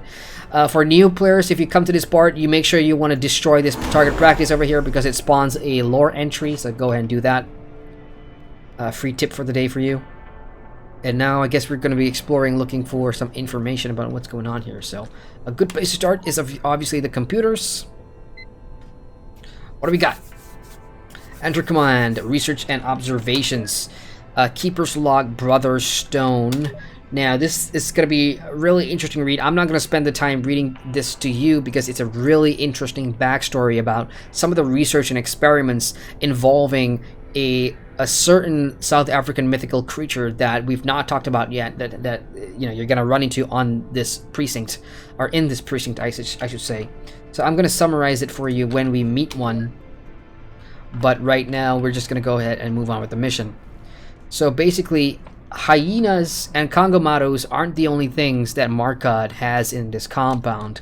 And you know, they're not here. These monsters aren't here because you see them just like you see like a bunch of animals outside the compound. No, they are here because he brought them here, and he's a collector of mythical creatures and whatever, and he's experimenting on them just as he is experimenting on his own people in here. So that's an explanation of why they're around. And there's a third monster that we'll be experiencing really soon. So this is what we're looking for, the Blooded Project. To create the best possible warriors, and that's all these, you know, things that we're looking out for.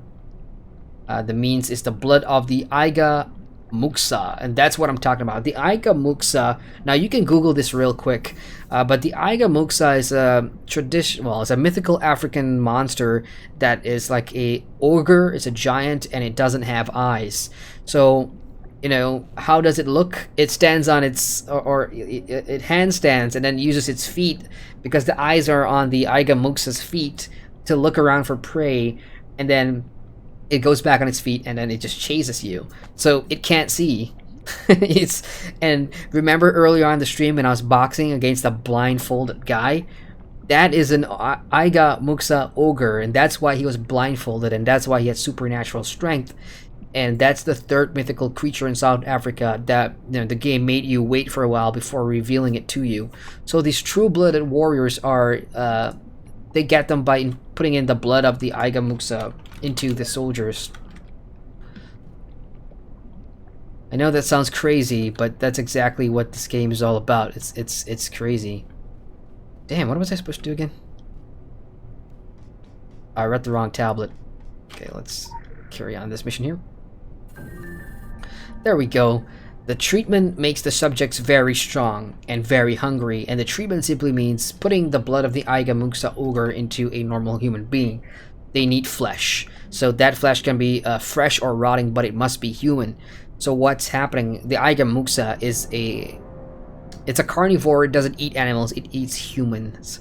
And the problem is with the Morninglight now making these types of soldiers using the blood of the Agamuksa, it's turning them into cannibals, basically. So use this access keycard to enter the warehouse where cadavers are stored, wear one of the provided breathing masks, and steer clear of the living specimen in there. Alright, so what do we know now? We know that they're making soldiers, and these things eat human flesh. So there's a warehouse in here that is filled with dead bodies and rotting bodies and whatever, trying to, you know, store some meat and stuff. And that also now explains why people go missing in the early levels, or in the early parts of the compound. You know, you got the foundlings and everything that go missing, and when you put the pieces together, you kind of fill in the blanks yourself. Okay, so they're bringing people off, those that are not disciplined or those that are not following the rules. They'll kill them probably, and they'll bring them here because nobody wants to come on their own free will only to be used as food, right? So here we go. This is the cadaver room, and look at that pile of bodies in there. You can see the green smoke coming out. It simply means the smell must be terrible. That stink. I've got my own gas mask on. Oh, Jesus, I can still smell them through the soup. People are complaining. There's scientists in here that are complaining about the smell. New players, there's going to be a lore somewhere in here, so if you haven't picked up the lore, there's going to be a lore in here. Go pick that up. We have to kill these guys, unfortunately.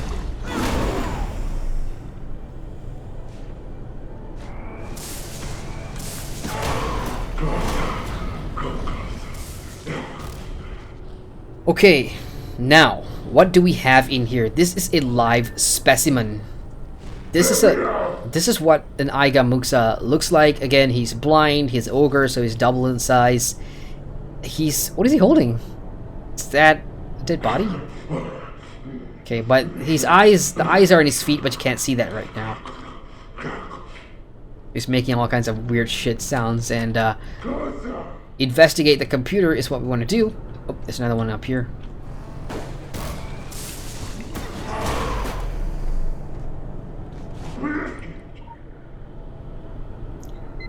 Alright, what do we got? Memos, research. Now again, I'm not going to go into the memos and research. If you want to see it for yourself, you want to know the full story, then you're going to have to check it out yourself. Wigas just subscribed to the Twitch channel. Thank you very much, Wiga, and good morning to you. Appreciate the support as always, Wiga. How you doing? What was I supposed to do? Oh, cage access. Yeah, I'm going to have to open the cage, right? Okay. Releasing the prisoner without explicit authorization by McCord or his inner circle is punishable by posthumous defamation. We're gonna open the cage anyway because we have to. Please enter the confirmation code. Oh, okay, so there's a confirmation code, and I probably have to go through the memo for that. Memos, incident report and warning. Dr. Saki. Now, I'm just gonna summarize everything for you. Dr. Saki is one of the research people in charge on this area, and he's in charge of overlooking all the Agamuksa experiments across all these warehouses. But eventually he gets so obsessed with one particular one, which is the one I'm standing right above, and he dies. And it's a really interesting read. I highly suggest reading through everything. So the password is sacrilege, and that's why we're gonna need to open the cage here.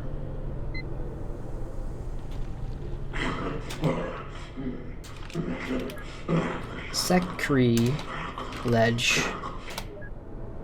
Opening cage. Here we go. So, Brother Tooth. There are, based on the experiments, Dr. Saki has made 3 different brothers of the Agamuksa. There's Brother Tooth, there's Brother Stone, I think, and there's a couple more. And this mission, you're gonna be experiencing all of them. And each of them have different abilities. Each of them has different things about them. That is really interesting when you find that out. I'm not gonna spoil, even though I've spoiled so many things already for you guys. I'm not gonna spoil certain things. You're just gonna have to find that out for yourself. But anyway, I'm not sure if you're still here, Wiga, but hey, thanks very much for the sub. Drink your blood. Okay, one of the brothers is really challenging because he cheats. And he's got drones to help him and everything. But this first guy is pretty easy, especially if you have a decent amount of health pools, and if you've got self-heals, then you can take him down pretty quickly. I like the fact that he's actually using a lower half of someone else's body as a weapon. And all these Aiga Muksa brothers are tied to the mansion's gate security as well. So if I go back to the gate, there's a key card here which I'm going to pick up. Alright, so if I go back to the gate, you just saw what the icon was when you killed him. Now when I go back to the main gate, you'll see that that icon is no longer there. So that's one down. And there's 2 more brothers to go. Now the security of this gate is again tied to these Aiga Muksa brothers. So let's go and find out what the other brother's up to.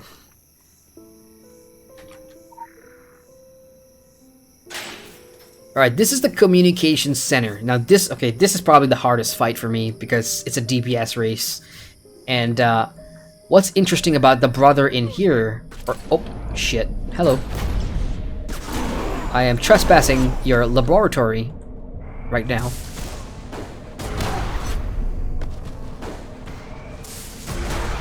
Alright, the interesting about this brother is this guy has different powers. The one in the other room, not so much. This brother, though, what he does well is he jams communications. And that's why the Morninglight camp, nobody can contact the outside world. Because this brother is actually jamming communications. As soon as I kill this guy, my faction handlers and everything will start coming back to you. Like, they'll ask you, where the hell have you been and everything. Which is really fun. Okay, we're gonna release the prisoner now, and that's gonna open up communications back to the compound. Again, if you're gonna play through this, I urge you, please read through all the cage memos and everything, because those give you really fun tidbits. My life force is used to confound my technological bugs. Okay, meet up with the released prisoner. At first, he's gonna seem all nice because as a short summary, according to the research, he's the most docile of them all. Like, he doesn't do anything. He's not hungry, and as I said, you know, these guys are cannibals because they are part of the ancient South African myth of giant man-eating ogres or whatever. So at first, it's like he's not gonna kill you. Thank you, mortal. And then all of a sudden, Kind mortal, I am so sorry, but I must eat you now. I will think well of you. all of a sudden, he gets hungry, and now we have to fight. So the important thing about this fight is he will get drones to start summoning, and you can see at the bottom half of the room there's a drone that's making its way to me, and you want to try and kill him before the drones reach you, because once they do, it's an automatic death for you. So this is now a DPS race. You want to try and burn him as fast as possible. Oh my god, I'm standing in all the shit. I don't know if I can make it. Drones are coming closer and closer. I need one shot or something. Oh, I got him in time. Wow. I love you. Oh, I got an achievement too. I love you. Grounded. Ooh. What was that roar? We'll go check out that roar. Alright, defeat brother Knickknack without taking any damage from induced conductivity. No rewards there, but that was an achievement. So that's what that fight was. It's a DPS race. You want to get rid of him before the drones start coming at you. Checking in chat. Wiga says good morning. Good morning, Wiga. Thank you for the sub again. Alright, so there was a big ass roar. And one warehouse to go before the gate opens up and we get out to make our way. Oh. Hello there. You look familiar. Destroy the summoned monstrosity. So this guy came out of this warehouse, and for anybody who've played the vanilla game, this is the machine tyrant from the game's Hell Dungeon, and the mechanics are pretty much the same. You got the moving bombs on the ground and everything. So it's basically a personalized Hell Risen, or Hell Fallen, I think it's Hell Risen dungeon that you've done in the past, which is a nice throwback to the vanilla game.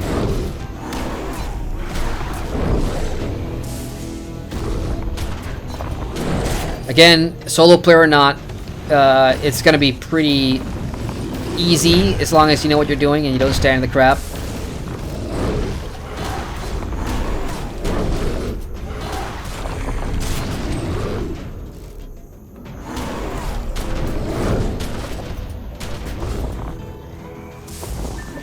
And he's dead.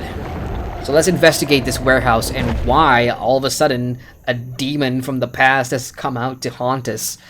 Because the final brother has demonic abilities. So we've got one brother that's just a plain cannibal asshole, and then we've got one that is a psychic telekinesis radar jamming guy, and now we've got one who's intelligent enough to summon demonic portals and stuff. So Philip McCord is bringing back all these ancient mythical South African beasts and giving them powers and everything, which really twists things up a little bit. It makes things interesting. So he's up there. The final Iga Muksa brother is up there. He's coming down now. And this is his pet guy. And it's just a simple tank, like, simple battle, really. Just get rid of this guy, and then the shield on him just disappears. And again, if you've played any of the Hell dungeons in the past, the mechanics are similar. When the yellow thing is around, move away, because that heals the demon. So constantly keep moving. And burn, burn, burn. Okay, that's...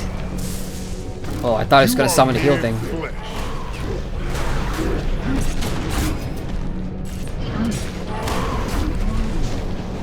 Okay, that's the healing thing. You want to get him out of there. There we go.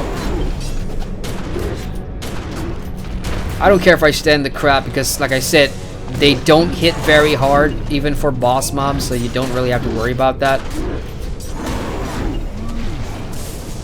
And he's dead, which means this guy is now ripe for the taking.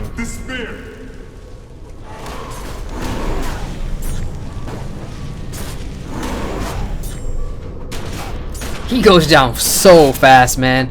Alright, time to get him out of there. I think I can burn through it, even if he stays in there. I think I can. I don't know. Alright, got him. Only you. May my brothers gnaw on your heart. Well, too bad, dude. I killed your brothers too. Every one of them's dead. So that is basically the mansion's security gates all taken out. Now, let's open the gate and let's go get McCord. I'm excited because you guys have no idea what's coming out. Do I still have my... Yeah, I think I do.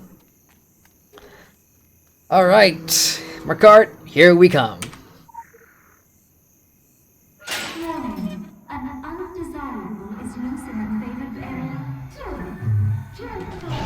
Woohoo! Ladies and gentlemen, that is a dinosaur. So, when I did this for the first time earlier this week, I was like, what the fuck? Like, I did not expect a Tyrannosaurus Rex to come out of the gates. But, here we have it.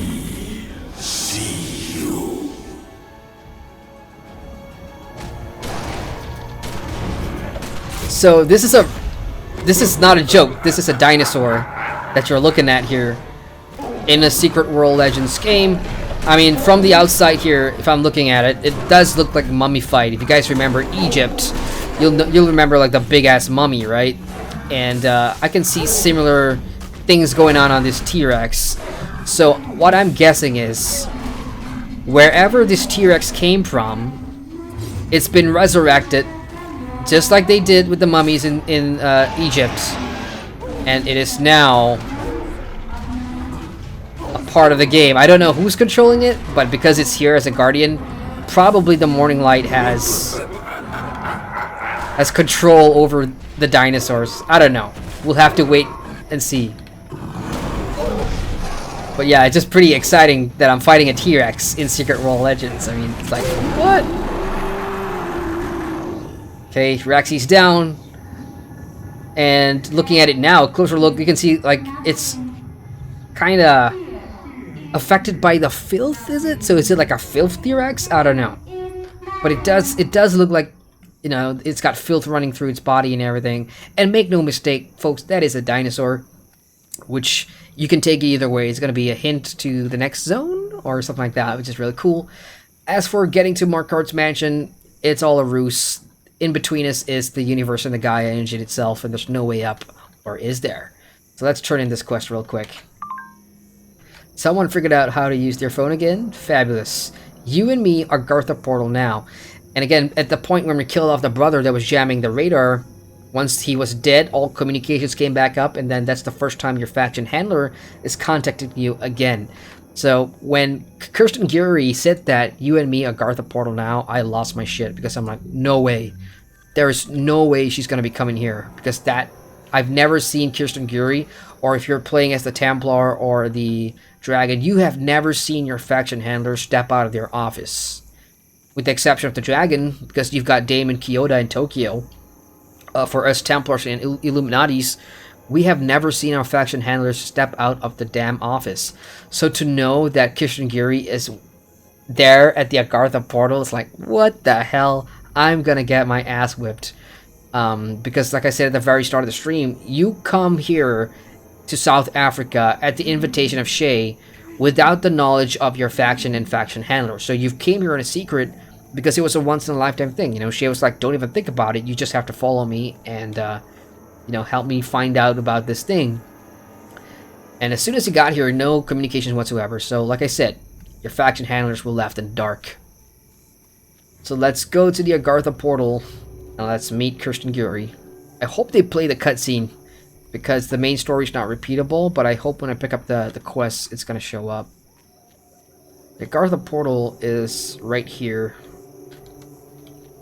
I'll know it when I see it. Again, because it's nighttime, all the mobs are out.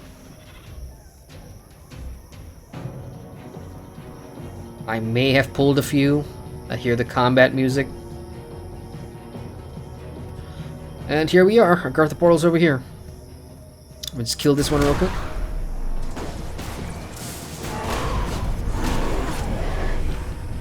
Alright, and up the window. And into the warehouse. Here we go. Now, usually this is where the game auto-plays the next part of the mission, but I have to pick this up manually, so Wrath of the Dawn and Into the Fold. It's Wrath of the Dawn. So this is where Kirsten Geary starts to come out, because she's my faction handler, so I'm gonna let the cutscene play right now. Objective, sit down and wait for your faction handler. Okay, I'm gonna get my ass whipped. Here we go.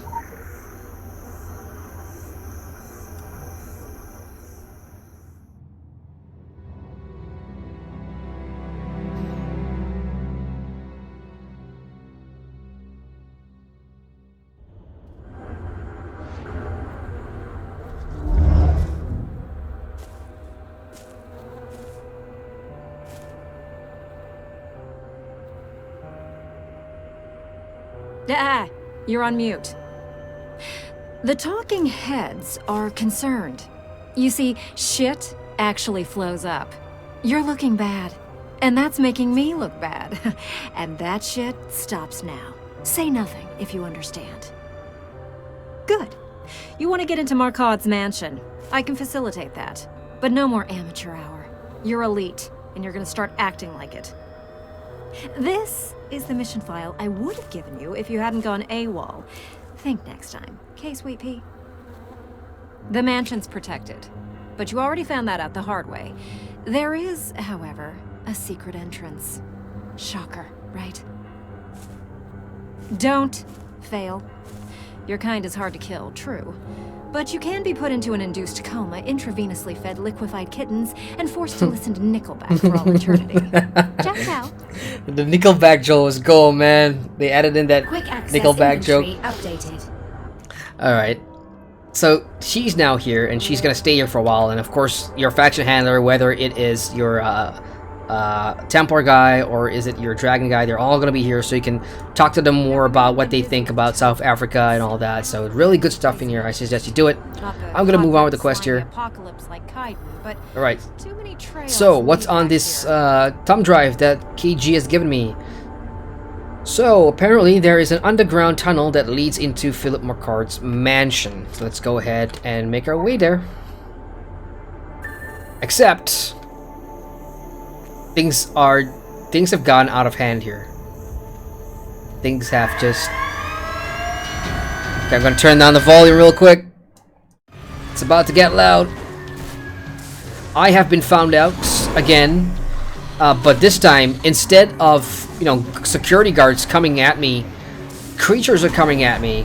Why? Again, Philip McCord, you already know he's experimenting on Aigamuxas. He's experimenting on different creatures. These creatures being here is no coincidence. It's all he's doing, so I suppose he controls them too, maybe? So when all fails, you know, when guards can't kill me, I guess send your mythical creatures against me. Like, that's gonna help.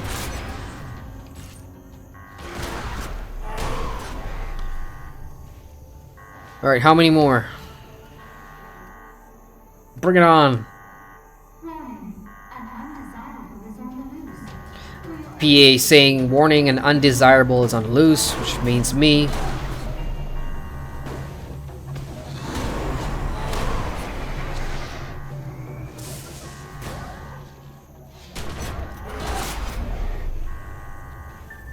Alright, go to the anointed precinct, which is basically here. I'm gonna try and avoid as many of these mobs as possible. Make my way through Shantytown. Oh look, the blood have come down here too. So yeah, the compound is in full red alert. I have been found out. And again, people are still sleeping.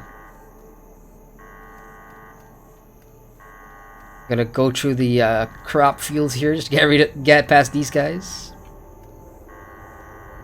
And is that another brother? Is that the final brother? Yeah, that is. You go too far, little lamb. It's the boxing guy. See me, meaty morsel? I am Aiga Muxa. The flesh of your bones is my food. Your screams are my music. You killed my brothers. I did. That makes me angry. Good. That makes me happy. I don't Fuck. know. But now you do. Stupid. Alright, so this is full circle now. We first met him. This is the first Aiga Muxa you meet in disguise in the boxing ring, and he kicks your ass. So now's your turn to get revenge and kick his ass. No boxing though, I'm using all my guns. Ow. Alright, get out of there, get out of there, get out of there.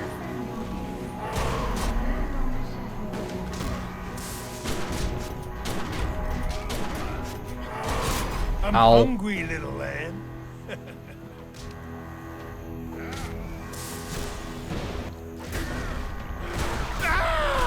Ow! Ooh! Ah! Whoever did the voice acting for this guy, pretty good. It's funny. It's unlike anything I've heard before in terms of how do you voice an ancient ogre of an African myth. Oh, what was that? That was Gavin Armstrong subscribing to the YouTube channel over on YouTube. Thank you, Gavin. Not sure if you ever watched this, but someday you will, maybe. And yeah, thanks for subscribing over there on YouTube.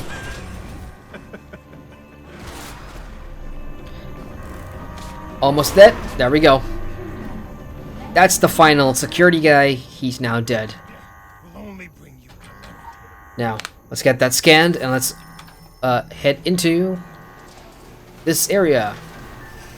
Now, this is a special surprise for those of you that have played The Secret World, and if you're coming into this game, if you're coming into the new expansion from TSW, this is a little love letter by Funcom to you, which you'll see really, really soon. I gotta kill these guys first. Gotta get rid of the patrols. So very early on in the expansion, you're doing a lot of subterfuge, a lot of infiltration, and not a lot of combat. But now the combat missions are coming thick and fast.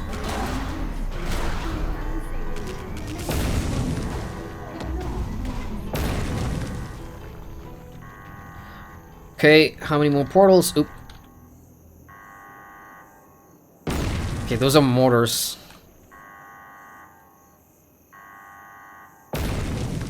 They're on the roof there, right there. You can see the mortars on the roof. That's where we gotta go next.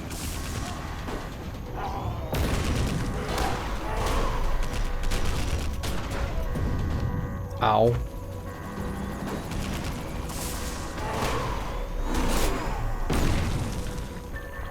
Right, find a way up to the mortars. There is gonna be a ladder here somewhere that I can climb.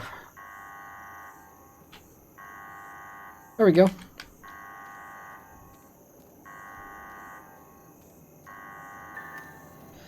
Okay, kill the heavy weapons specialist.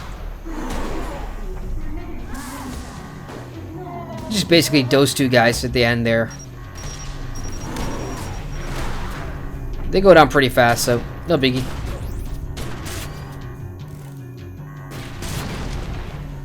Alright, now we get to have some fun. Let's grab the mortar. Those of you that have played through Egypt, there's going to be a quest that you guys will remember. So now you can just have fun and just destroy all these patrols using the mortars. Obviously they're going to come to you. So just try and get them all clumped up and spam your mortar button.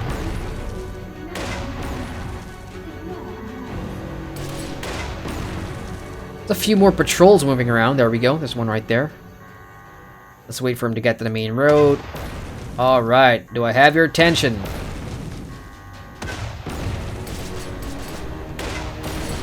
Now, they can shoot back at you and you will take damage, so you want to be as quick and as efficient as possible in getting all of these guys dead.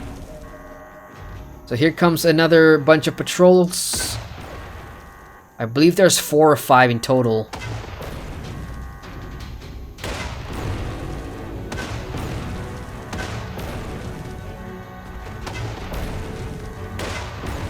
And done. Here we go. Now, there's people on the roof, and look at what they're shooting. Now, take a note of that. Take a note of what they've just shot at you. Because we're gonna go there, and we're gonna take it from them. Oh, yeah, by the way. A direct hit doesn't mean I die, because I'm a bee, obviously. That means we don't die. We regenerate over time. Because Gaia gives us fresh life. Oh, what do we got? A big, true-blooded boss here? The Blooded Commander. Okay, let's kill him. And in addition to fighting this guy, you gotta be aware of all those rockets coming down at you. So you want to keep moving in this fight. That's basically it. Move. Right, heavy ordnance simply means there's gonna be lots of targeted ground AoE circles that you want to avoid. Oh, like that.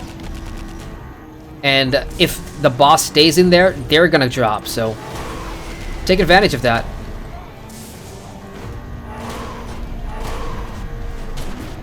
The boss has 600,000 health, so this is gonna be a while.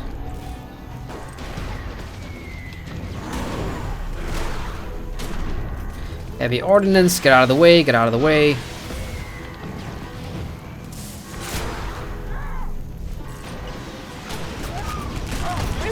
Long enough.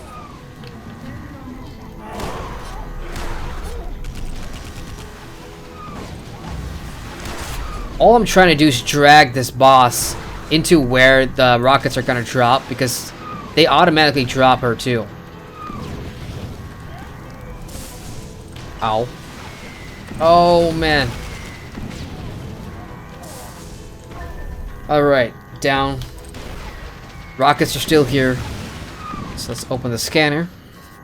Let's go up there and take him out. You are not advanced enough to enter this zone. Oh, come on.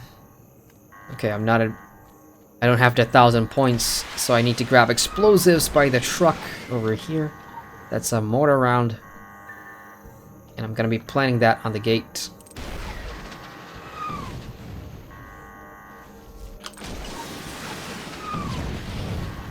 Okay, 3, 2, 1. Here we go. Let's go kill these assholes. You've had your fun.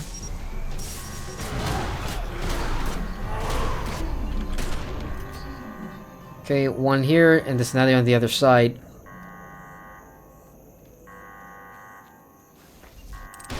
Yippee-ki-yay. Hello, hello. Alright, now the real fun begins. Objective is to pick up the rocket launcher.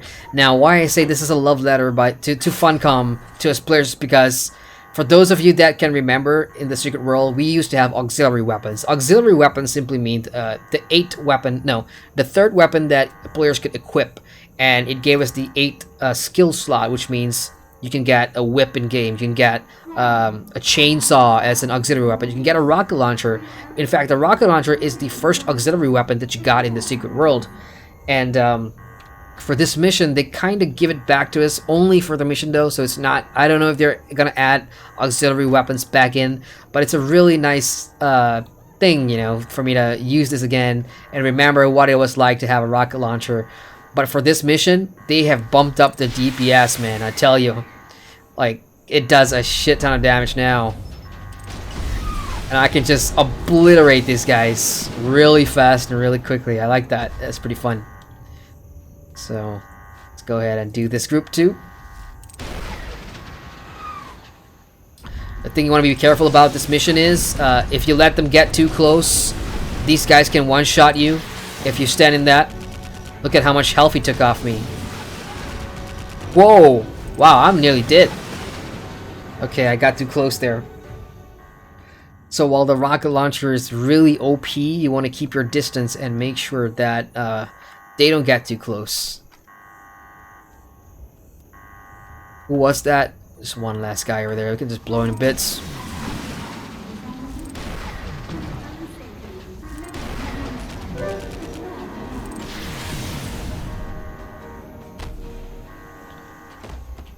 I just got a notification there. What was that? Extra Lag has tipped you $10. Awesome, Extra Lag. Thank you very much, man. It says, good entertainment and information. Always appreciated. Thank you very much, Extra Lag. That's so awesome, man.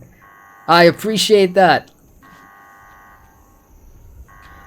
Shit, I got too close there in my excitement for that.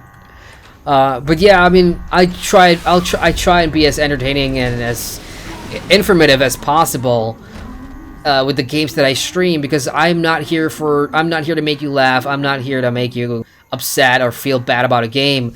I love MMORPGs. I'm passionate about them. Each one has their pros and cons, and I see it as sort of like a moral responsibility to point them out in a factual, oh look, keycard, a factual and an objective way, so that you guys, you know, won't have to spend money or time to play these games, and if you really don't want to, you know, I'm not even making sense anymore. I can't go in there, but I picked up a keycard, so the keycard must mean something. We've got Carla Doom, OKG in chat. Hello, Carla Doom. Carla Doom says, hello, is this Africa? Yes, this is South Africa. I am playing through the expansion tonight. I've already completed this, actually. But I'm doing it again, a speed run, to show folks on Twitch, you know, what the expansion is all about. And I have a review for this coming out tomorrow night, because like I said, I've already done this. So I'm gonna go in here and see what the keycard's for. What's the keycard for? I'm sure it's gotta be a lore somewhere. Woohoo! Okay. You're passing by, probably should drop that right there. Okay, this is not good. They're all coming in here. Yeah, this is a bad strategy, guys. Don't box yourself in. When you're fighting these guys, you want as much room as possible, because they do chase you and they hit like a... They hit a lot. I missed. I am gonna get hit so freaking hard here. Big red button, big red button. Oh, thank God. No! Oh! Get away. Oh, yes, I totally forgot I had that skill. Come on, one more. There we go. Whew. Oh, uh-oh. Something's happening. I see filth coming out of the sky, the gates. Filth concentration. First things first, let me get back my shotgun and my elemental weapon here. Let's go see what's up, what's happening here. Oh, it's the dead Rex again. Oh, the dead T-Rex has spawned into many dead mini T-Rexes. And now, they're just running around me like compies. Anybody know what a compisaurus is? Compisaurus is a short name for a tiny dinosaur called the... Oh God, I'm gonna forget, or I forget what it's called. A compy something, but it's basically called compies, and they're really small. And these guys remind me of them right now. I can't freaking catch them.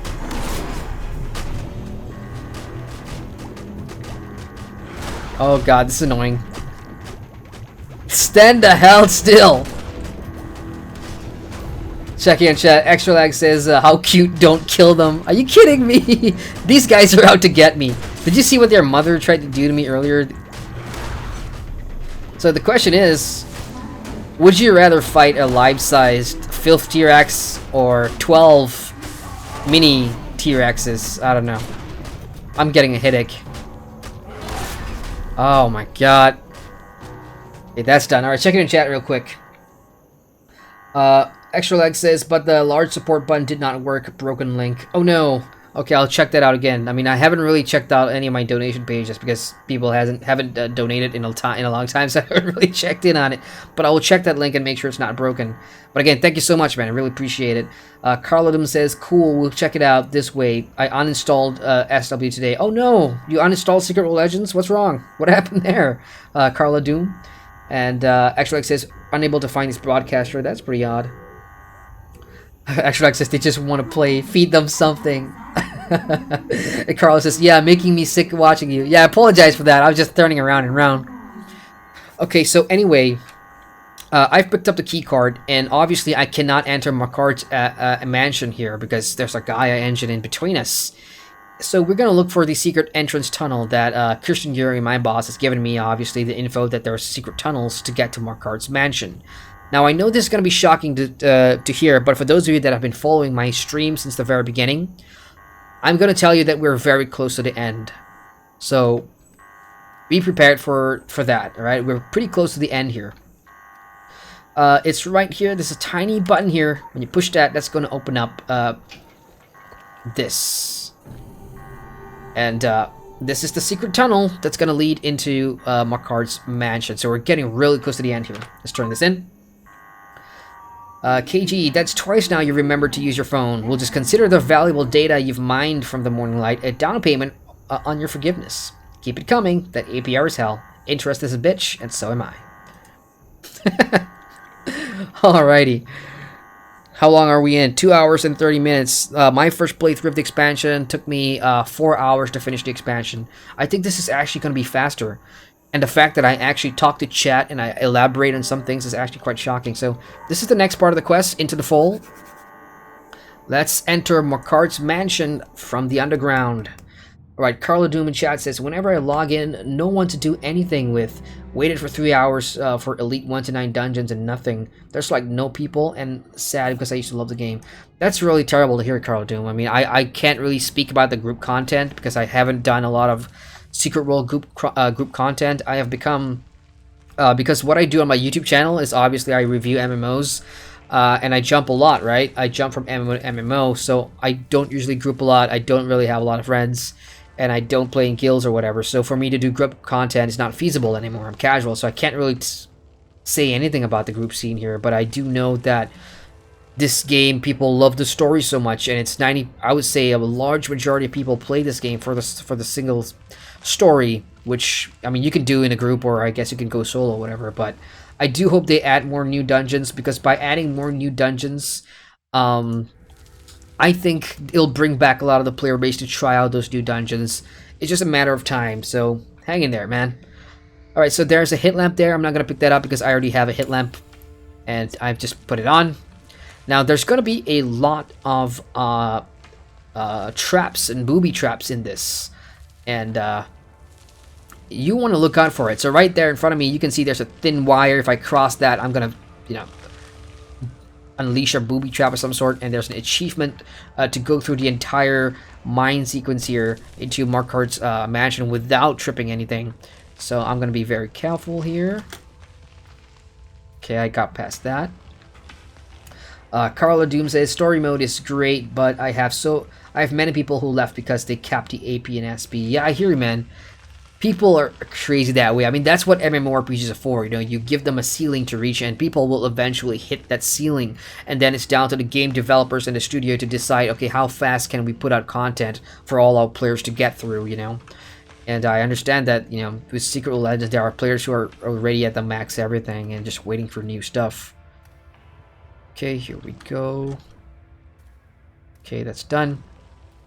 Right, we're at the crossroads, left or right. I believe if you come over here, there's going to be a lore there for new players, so keep that in mind. And I'm going to stick to the sides here, because, you know, it's dark, and I don't really trust my vision, so I have to go into, like, first-person mode here to make sure I'm looking at little traps. Alright, so we've got another booby trap here. I'm going to jump over there.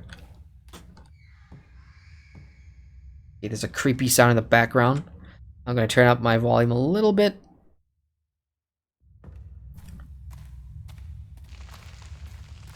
Okay, one more booby trap. Let's jump over this. Okay. Oh, alright. Hello. So, here's an old enemy that we have not seen for a very long time. It is the Guardian Hound. Which is what the hyena asset is based on. You know, they share a similar body structure and everything. And animations.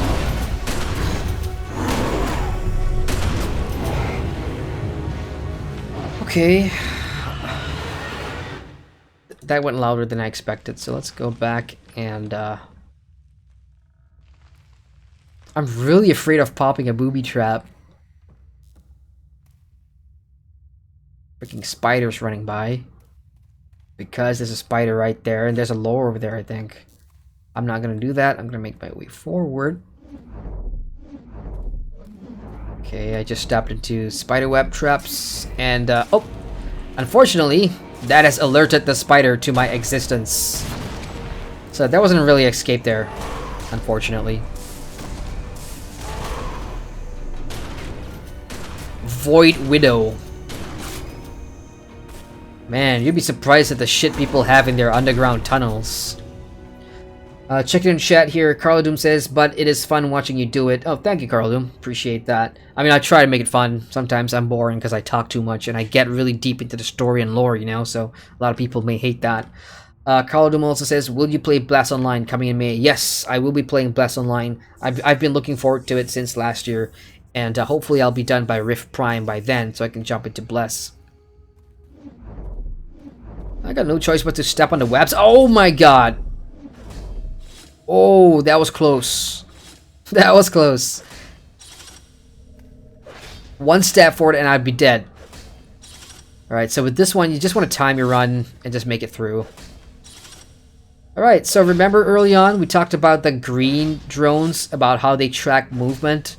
Now, this one is all about tracking your bio signs, so just don't get too close to them and you'll be fine. And basically, what you want to do is you want to make a full round into the next area. That means following by. There's one in front of you. There's always going to be one behind you. And I believe there's like 4 different drones. Somewhere in here is going to be a lore. Oh shit, really? Well, hope he doesn't see me. Oh! I'm dead. I'm dead. I gotta get out of this. I gotta get out of this, or the drone's gonna kill me! Oh, that was so close. That drone picks up on life forms. And because you're in the way, it was gonna kill you. And the damn spider stuck me in a web so I couldn't move. That bastard spider. Oh, that was close. So there should be a lore back there. There should be another lore on the other side. So you want to make a full round. I'm not going to make a full round. I'm going to be moving forward here. And I'm quite sure one of these panels will trigger... the trap. You can see this panel's on the ground, right? Try not to step on them. And done. We're almost there, folks. Jump over this. Oops, we have a guardian spider here. Let's go and kill this. Carlo Doom says, not annoying at all. You are chill. Thank you, Carlo Doom. Actualag says, gotta go shopping. May rejoin later. If not, see you next time.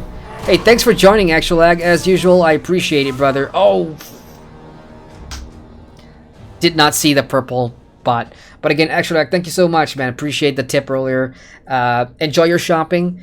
And yeah, I'll see you later. If not, and if I'm done, then I'll probably see you on Sunday night stream on YouTube for Rift Prime leveling.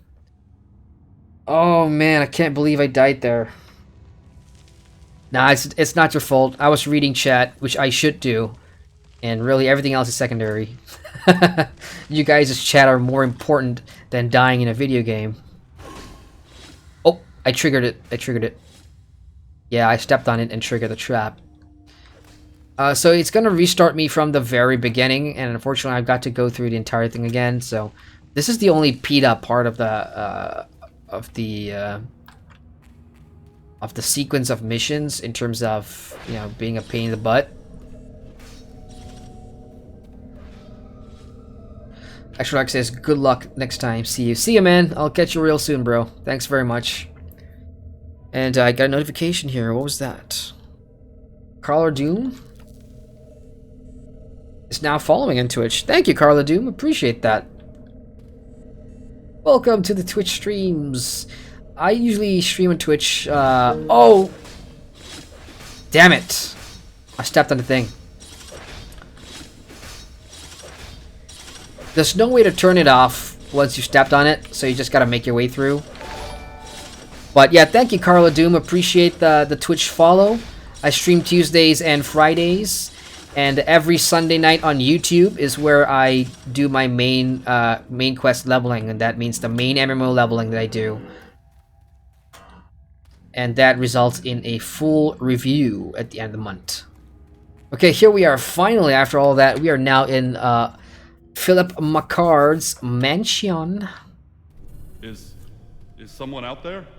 And the first time you get in here, there's going to be a couple things you'll notice. The first is that there are cages here, and there are people down there. There's going to be a lore down there somewhere, and you'll notice that, you know, the people in here are Morninglight, but there are also people from factions. You've got Illuminati prisoners, Templar prisoners, Phoenicians are in here. Even the Council of Venice have people locked up in here. Leave me here. And you'll find a key somewhere here to open up this, not this one, this chest, this cage, and that one is going to give you a lore, just for you guys if you want to know that. As for the basement itself, this is McCord's basement, you know? And you can see on the wall here, he's got different masks of, I don't know, that's African themed, and then there's like a board here to show you what's going on. McCord is the guy in the sweater in the middle, I think. And that's 1998. He's surrounded by 2 Romans. So that's interesting. We already know the role of Romans in the Secret World. Leave me here. So let's go ahead and play with this computer and see what this Philip McCord is all about. Okay, primary test subjects, and check it out, Submansion Master Computer, the Dreamers Awaken. That's like the opening slogan. So you know this guy's, Philip McCord, is related to the Dreamers. Primary test subjects, what we got. Leave me here. And you can just read. Someone's coming. Oh, by the way, when the cell prisoner said, "Shh, someone's coming," he really meant it. Someone is coming.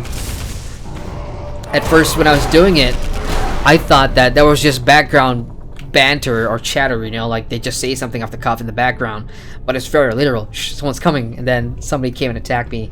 I found that really, really cool. Now, find a way out of the basement. If you're a new player and you're doing it for the first time, do not skip the PC. I urge you to read everything on that PC because it's going to tell you so much about Philip McCord. It's going to tell you about what he's doing here in South Africa, about his experiments on hyenas, kangamaros, and auga. Oh shit, I forgot. But those ogres. And it also tells you where we are going to in the next expansion. In fact, you know what? Or the next region, I should say. Let's just go see if I can find that again. Observation and research. Ta-da! Number 8. Congo specimens. Very recent additions from our forward operation. Living fossils. Remember what I just went through at the gates. A Tyrannosaurus Rex, even though it's fossilized or it's filth covered or whatever, but a Tyrannosaurus Rex attacked me. And I guess this is what it refers to as living fossils. And these come from Congo. So this is but a sample of the wonders that await. Like a certain tittering voice, we now stand outside of time. We have access to all of time. We are the light from the divine direction that shines in the wall of time and its sister dimensions, revealing them all for the thin, feeble scrim that they are. So that is it. The next place we're going to is Congo. And for the longest time, I always knew that I thought Congo was going to be the next expansion after Tokyo. But apparently it was not. It was South Africa and then Congo. But at least we know that Congo is on the map and we're moving there. So the doors opened up nicely for us. Let's go on up and confront Philip McCord. Damn stairs.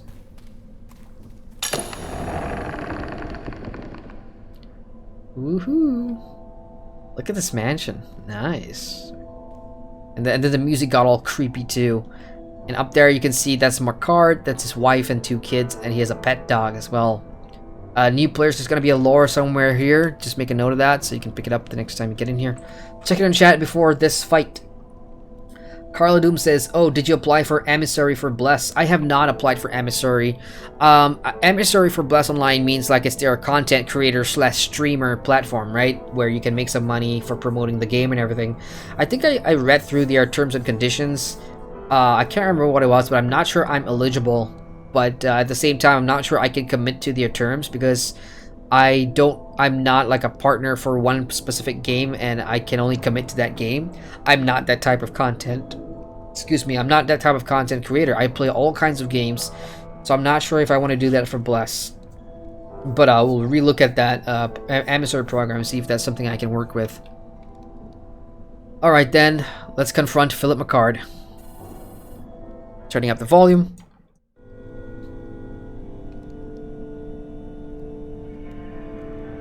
It's a nice place.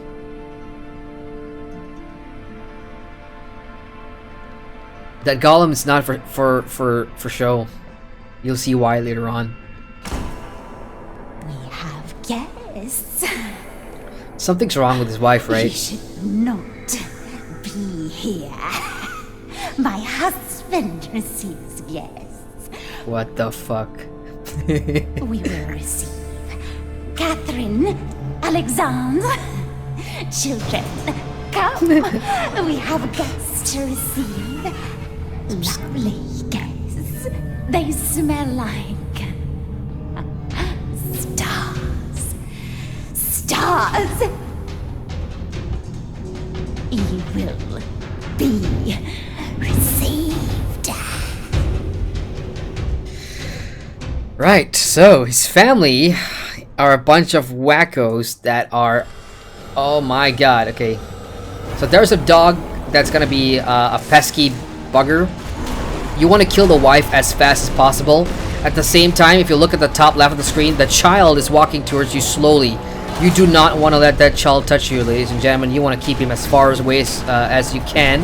You can pretty much ignore the dog and ignore the daughter, but keep away from the son.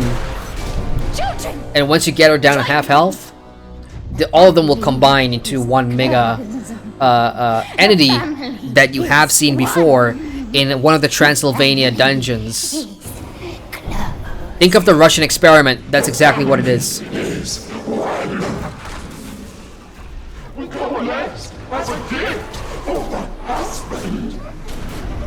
Okay, stand in the right areas.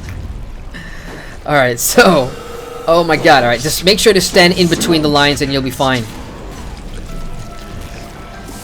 What the hell is wrong with Philip McCord? I mean, I know the full story here that, you know, he asked for a family as for serving the sleeping ones, for serving the dreamers. He wants to be given everything in life. He wants money, he wants power, and he also wants a family, I think. And the dreamers gave him one, and they're made out of stars, and they're creepy. They talk weird.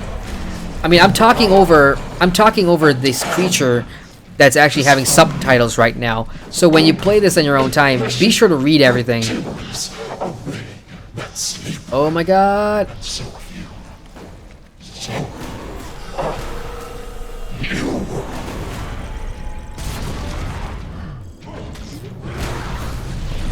But again, a walk in the park. I'm not struggling at all, and I don't think you will too. And dead.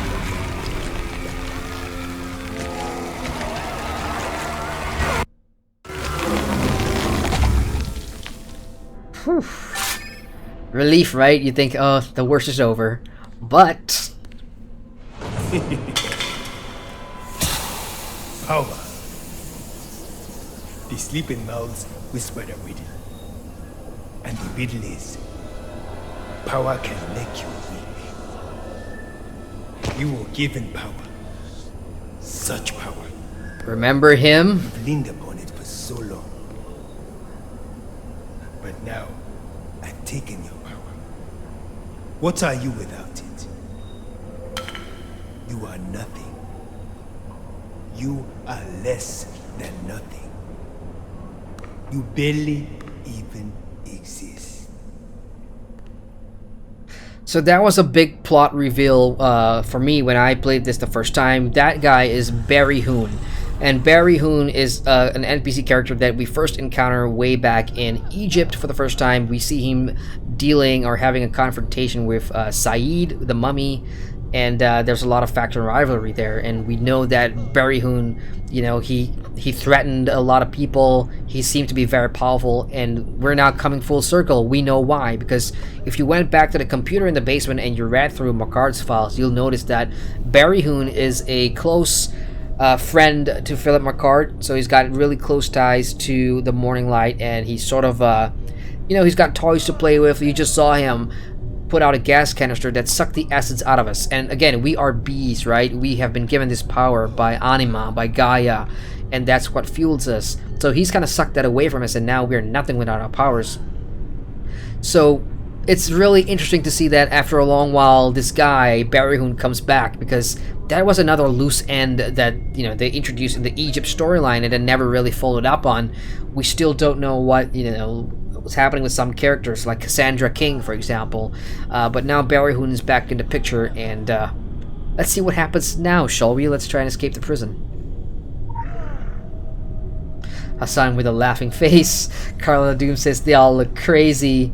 He also says some voodoo shit going on there. Yeah, man. That was some weird ass crap. Okay, here we go.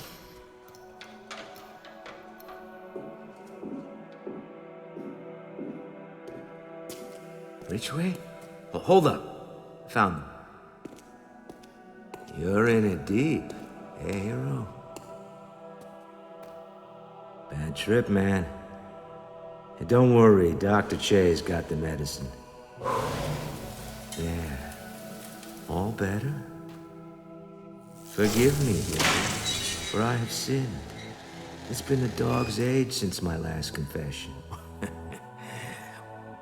McCord isn't here. To be fair, I didn't say he was here. Just that I'd get you into his house. After you got me the goods, I was just gonna leave you here to rot, run off, fall back on my sin-shitty ways. But I had a change of conscience, religious experience. I got a call. He wants to talk to you. Hiya, Chuck. You and I have got some fucking big... But I am a merciful abomination, and this isn't where you die. The Congo. You'll find McCord in the Congo. Be seeing you.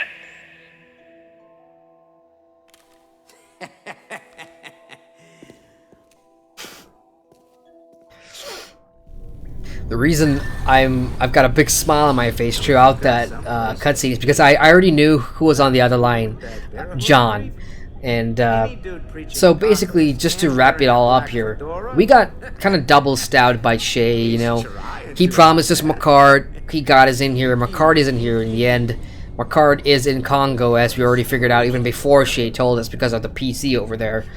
Which is why it's important to explore and do your homework, or you know, take that extra effort to look into things before the story even tells you, because it's much more gratifying finding out that way.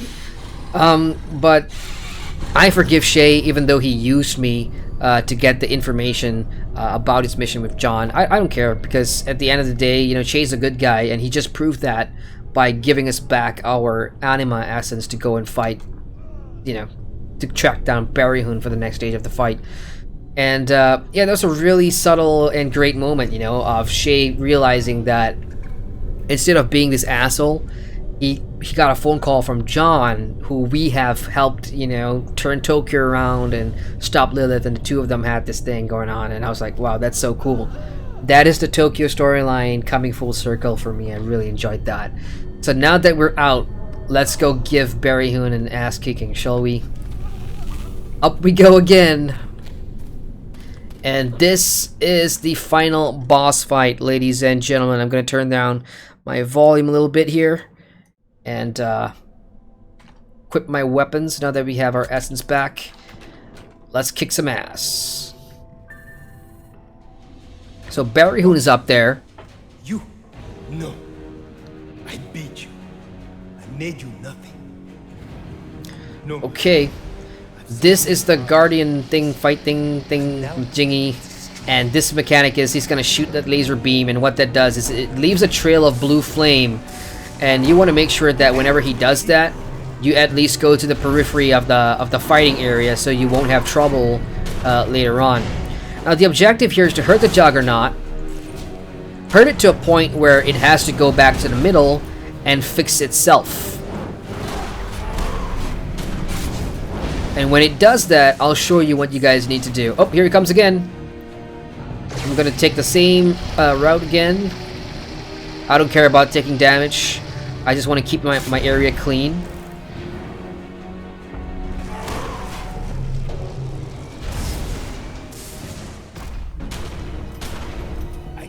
Okay, he's going back to the middle. Going back to the middle to repair. Now, when he starts repairing, you will see a part of the robot that's going to turn red in color. And that's what you want to destroy. And that's going to reflect and hit Baradhor up there. So as soon as it starts repairing, look for a writ. There we go. So that is what we need to destroy. It's got a 5,000 HP. A couple of shots should do it. And what that does is it reflects up there, and you know. Oh, I haven't destroyed it. Oh, there we go. So it hits him up there. So that's what a large part of this fight is going to be. I think this happens 3 times. So right arm, left arm, and then the final part will be his back up there. And then the fight is over. So it's not my first time doing it. I had no idea. So I kept killing and killing and killing. He kept repairing and repairing and repairing. So I had no idea what was I doing wrong. Until I saw those repair panels turning red. That's when I knew, okay, I gotta do something about this. Get out of the way. We got the third letter in chat. Hey, third letter, he says, the voice acting sounds AI. Earlier on, that was John. I think if you meant about John, John isn't human anymore. And he's half, I don't know. I don't know what you call John. But he's part of the filth now. Oh, A1. Okay. My bad, man. I read it as AI. I saw it as an I. That was my bad. Yeah, that makes sense. Voice acting in here has always been A1. way to save the chat. All right, here we go. Left hand this time. And you know, even way back in the day, but they got better actors back then, you know. Boone was one of my favorite. I think that is I forgot his name. Oh man, who did Boone? I think Steve Bloom was one of them. One of the famous voice actors out there, Steve Bloom. Boom, reflect. So that hit him again, and now that entire thing up there is on fire. Okay, one more time, just one more time, and we should be done.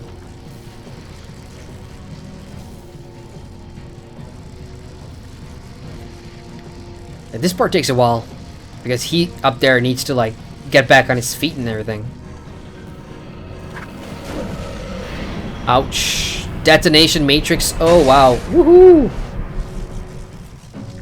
I mean that, while it looks like it's complicated, just make sure you're out of the radius and you really should be fine. There really is no trouble whatsoever in this fight that you need to worry about. Oh, here we go. I'm gonna bring him to the sides again. Maybe somewhat on the inner circle here. because the fight is almost over, and I've just directed all that blue flame in one area, so that it makes the fight easy for me. Yeah, get out of the way.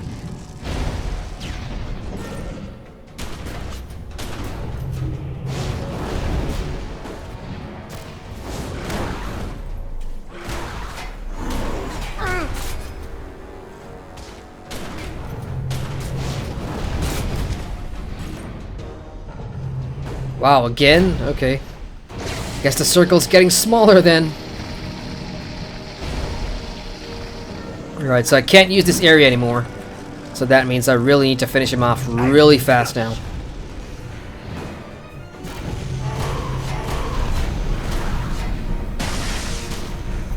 Okay, he's going back to repair. This is my shot to finish this guy once and for all. And the last part is obviously his back, as I said earlier. And I know this for experience, so let's go ahead and finish him off. What is this power?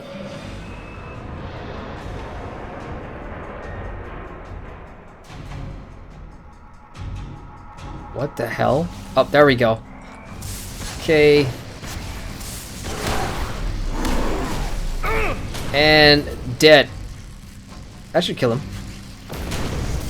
Boom! He just exploded.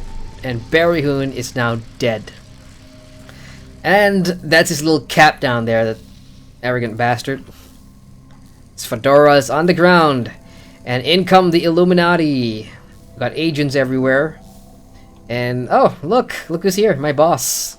Again, it's so crazy seeing her out of the New York office and just actually walking around. Awesome. She's gonna take a look at the hat. Yeah. Oh, kudos where kudos is due. Baradhor was in our top 5 most wanted.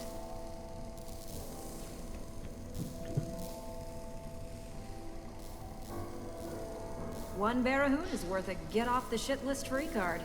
You are in my good graces. Now it's time to go home. Word to the wise. Quit while you're ahead. Back away from the blackjack table and insert whatever gambling metaphor you want here. Next up is the Congo. Congo. Now I want you at peak aptitude. No premature invasion. You go only with my intel and my blessing. Yes, boss. Oh, they grow up so fast. Alright, let's turn this quest here. Baradhor was on a lot of dangerous top 5 lists. That helps reestablish some of your cred back at the office. That buys you in on the ground floor of the next leg of the operation, the Congo. Word to the wise, don't start without this time. Yes, ma'am. And then once you've turned that in, this is what the quest is going to say. Did I give you the impression we were hanging out? Go! This is the new story mission. The mission in South Africa is concluded. You stand in the messy wake of Philip McCord. One day soon, you'll catch him in the Congo. So await word from your faction handler. That is it, you guys. We have just completed the entire story mission for Secret World Legends Dawn of the Morninglight expansion.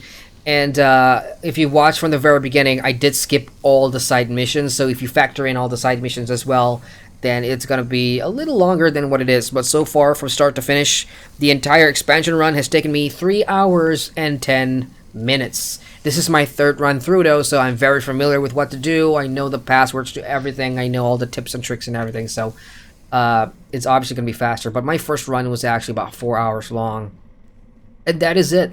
And apparently, Funcom has just put out a notice saying there's going to be downtime in 15 minutes. So the timing could not have been any better. Thank you, Funcom. You delayed the downtime. You allowed me to finish the expansion live on stream, and now you're going to go do your maintenance. Kudos. So here's what we're going to do. I'm going to head back out. I'm going to head back out using a port to the New Dawn, and I'll share my final thoughts about the expansion so far. And again, I do have a final review coming out of this tomorrow on my YouTube channel. Those of you that are new here on Twitch, my YouTube channel is my main channel actually, where I put out all my video reviews and everything. The link is right there at the bottom of the screen here on my panel bar. So now that you are done with the expansion, what do, right? All the missions are replayable. If you're a subscriber, every 8 hours. If you're a free-to-play player, every 16 hours, I think. And you can get all your ascension points from all the, the mundane stuff, the farming, the daily chores, and everything. And those points will help you get the achievement if you want that final jumpsuit. The other reason for doing them is because you'll get some new marks. You saw that every time I turned in a quest there, I was getting a brand new currency.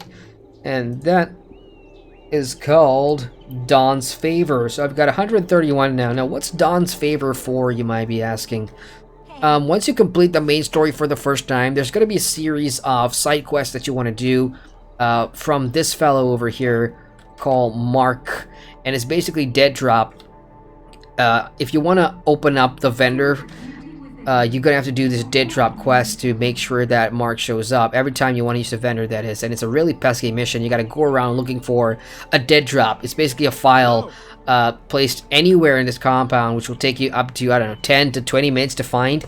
And by opening up that vendor, you can buy new cosmetics, you can buy distillates. And the cool thing about the distillates is it's a multi-use distillate, so it could be for either weapon or talisman or whatever.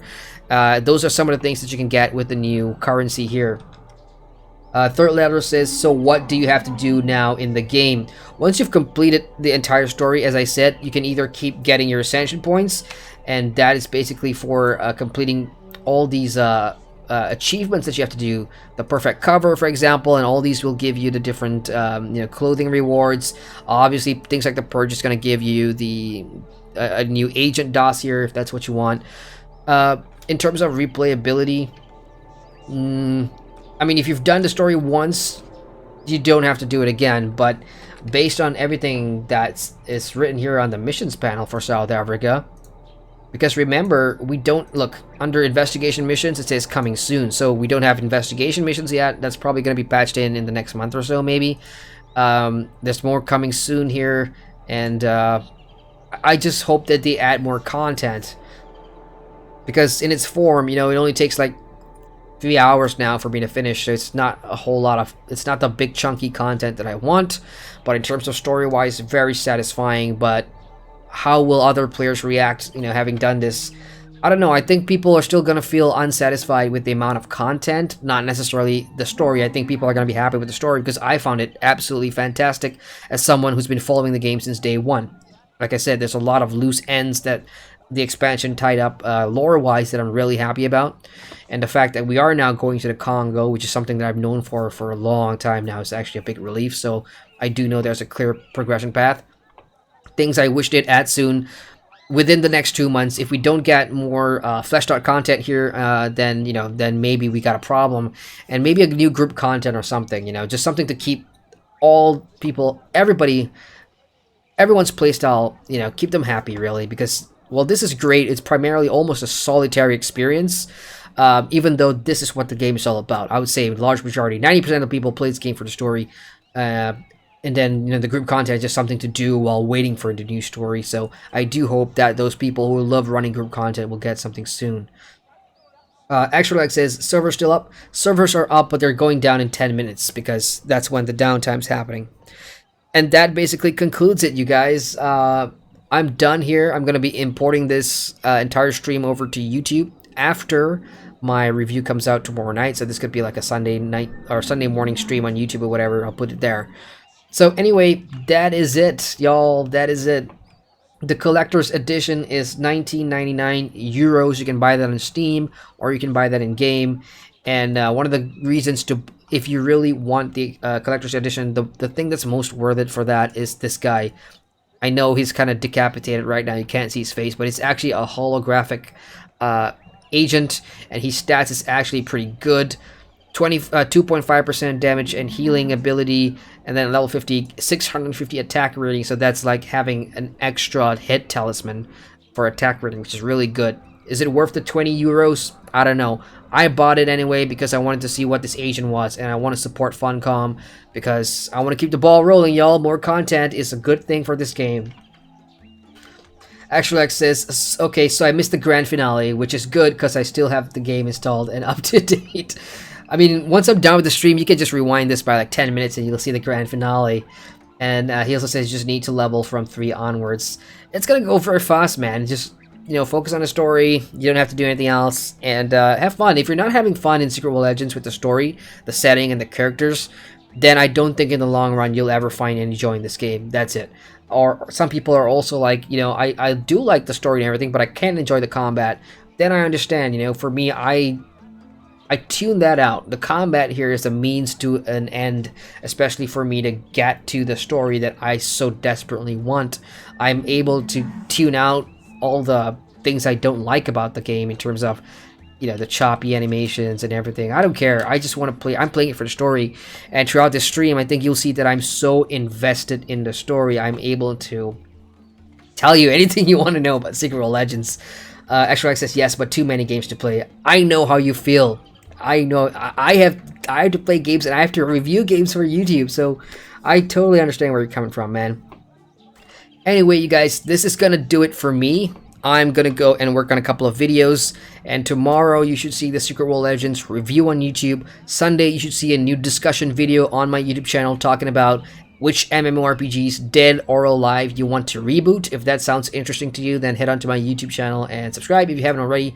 And on Sunday night, my time, we're gonna have the second leveling stream for Rift Prime. I'm gonna be continuing my journey on my Guardian character, which is now a cleric, and I'm going to be jumping into some early level dungeons and some PvP as well. So, again, thank you guys so much. Those of you hanging out here Friday night here on Twitch, watching me play through Secret World Legends new expansion. I appreciate all of you jumping in on chat. Let's just call out some people here. Extra Lad, Third Letter, Hassan, Wiga, and Wiga for the subscription on Twitch. Thank you very much, Wiga. Appreciate that.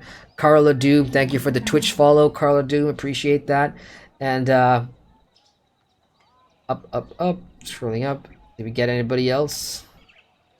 Thom Tree Kings jumped in earlier. Constantine as well, and Methanirus. Thank you guys so much. And actually, thank you very much for the tip and donation, brother. I really appreciate that, man. So, yeah, attention, Secret World Legends is coming down in 5 minutes. Great. So, again, my timing could not have been perfect. You know, this entire stream turned out well in the end. All right, guys, I am out of here. Thank you so much. For those of you thinking about jumping into Secret World Legends to play it, it's a free expansion update. You have nothing to lose but time. And, yeah, if you want to talk about spoilers or discussions, hit me up on my Discord channel or in the comment section of the YouTube review coming out tomorrow. See you guys. Thanks for watching.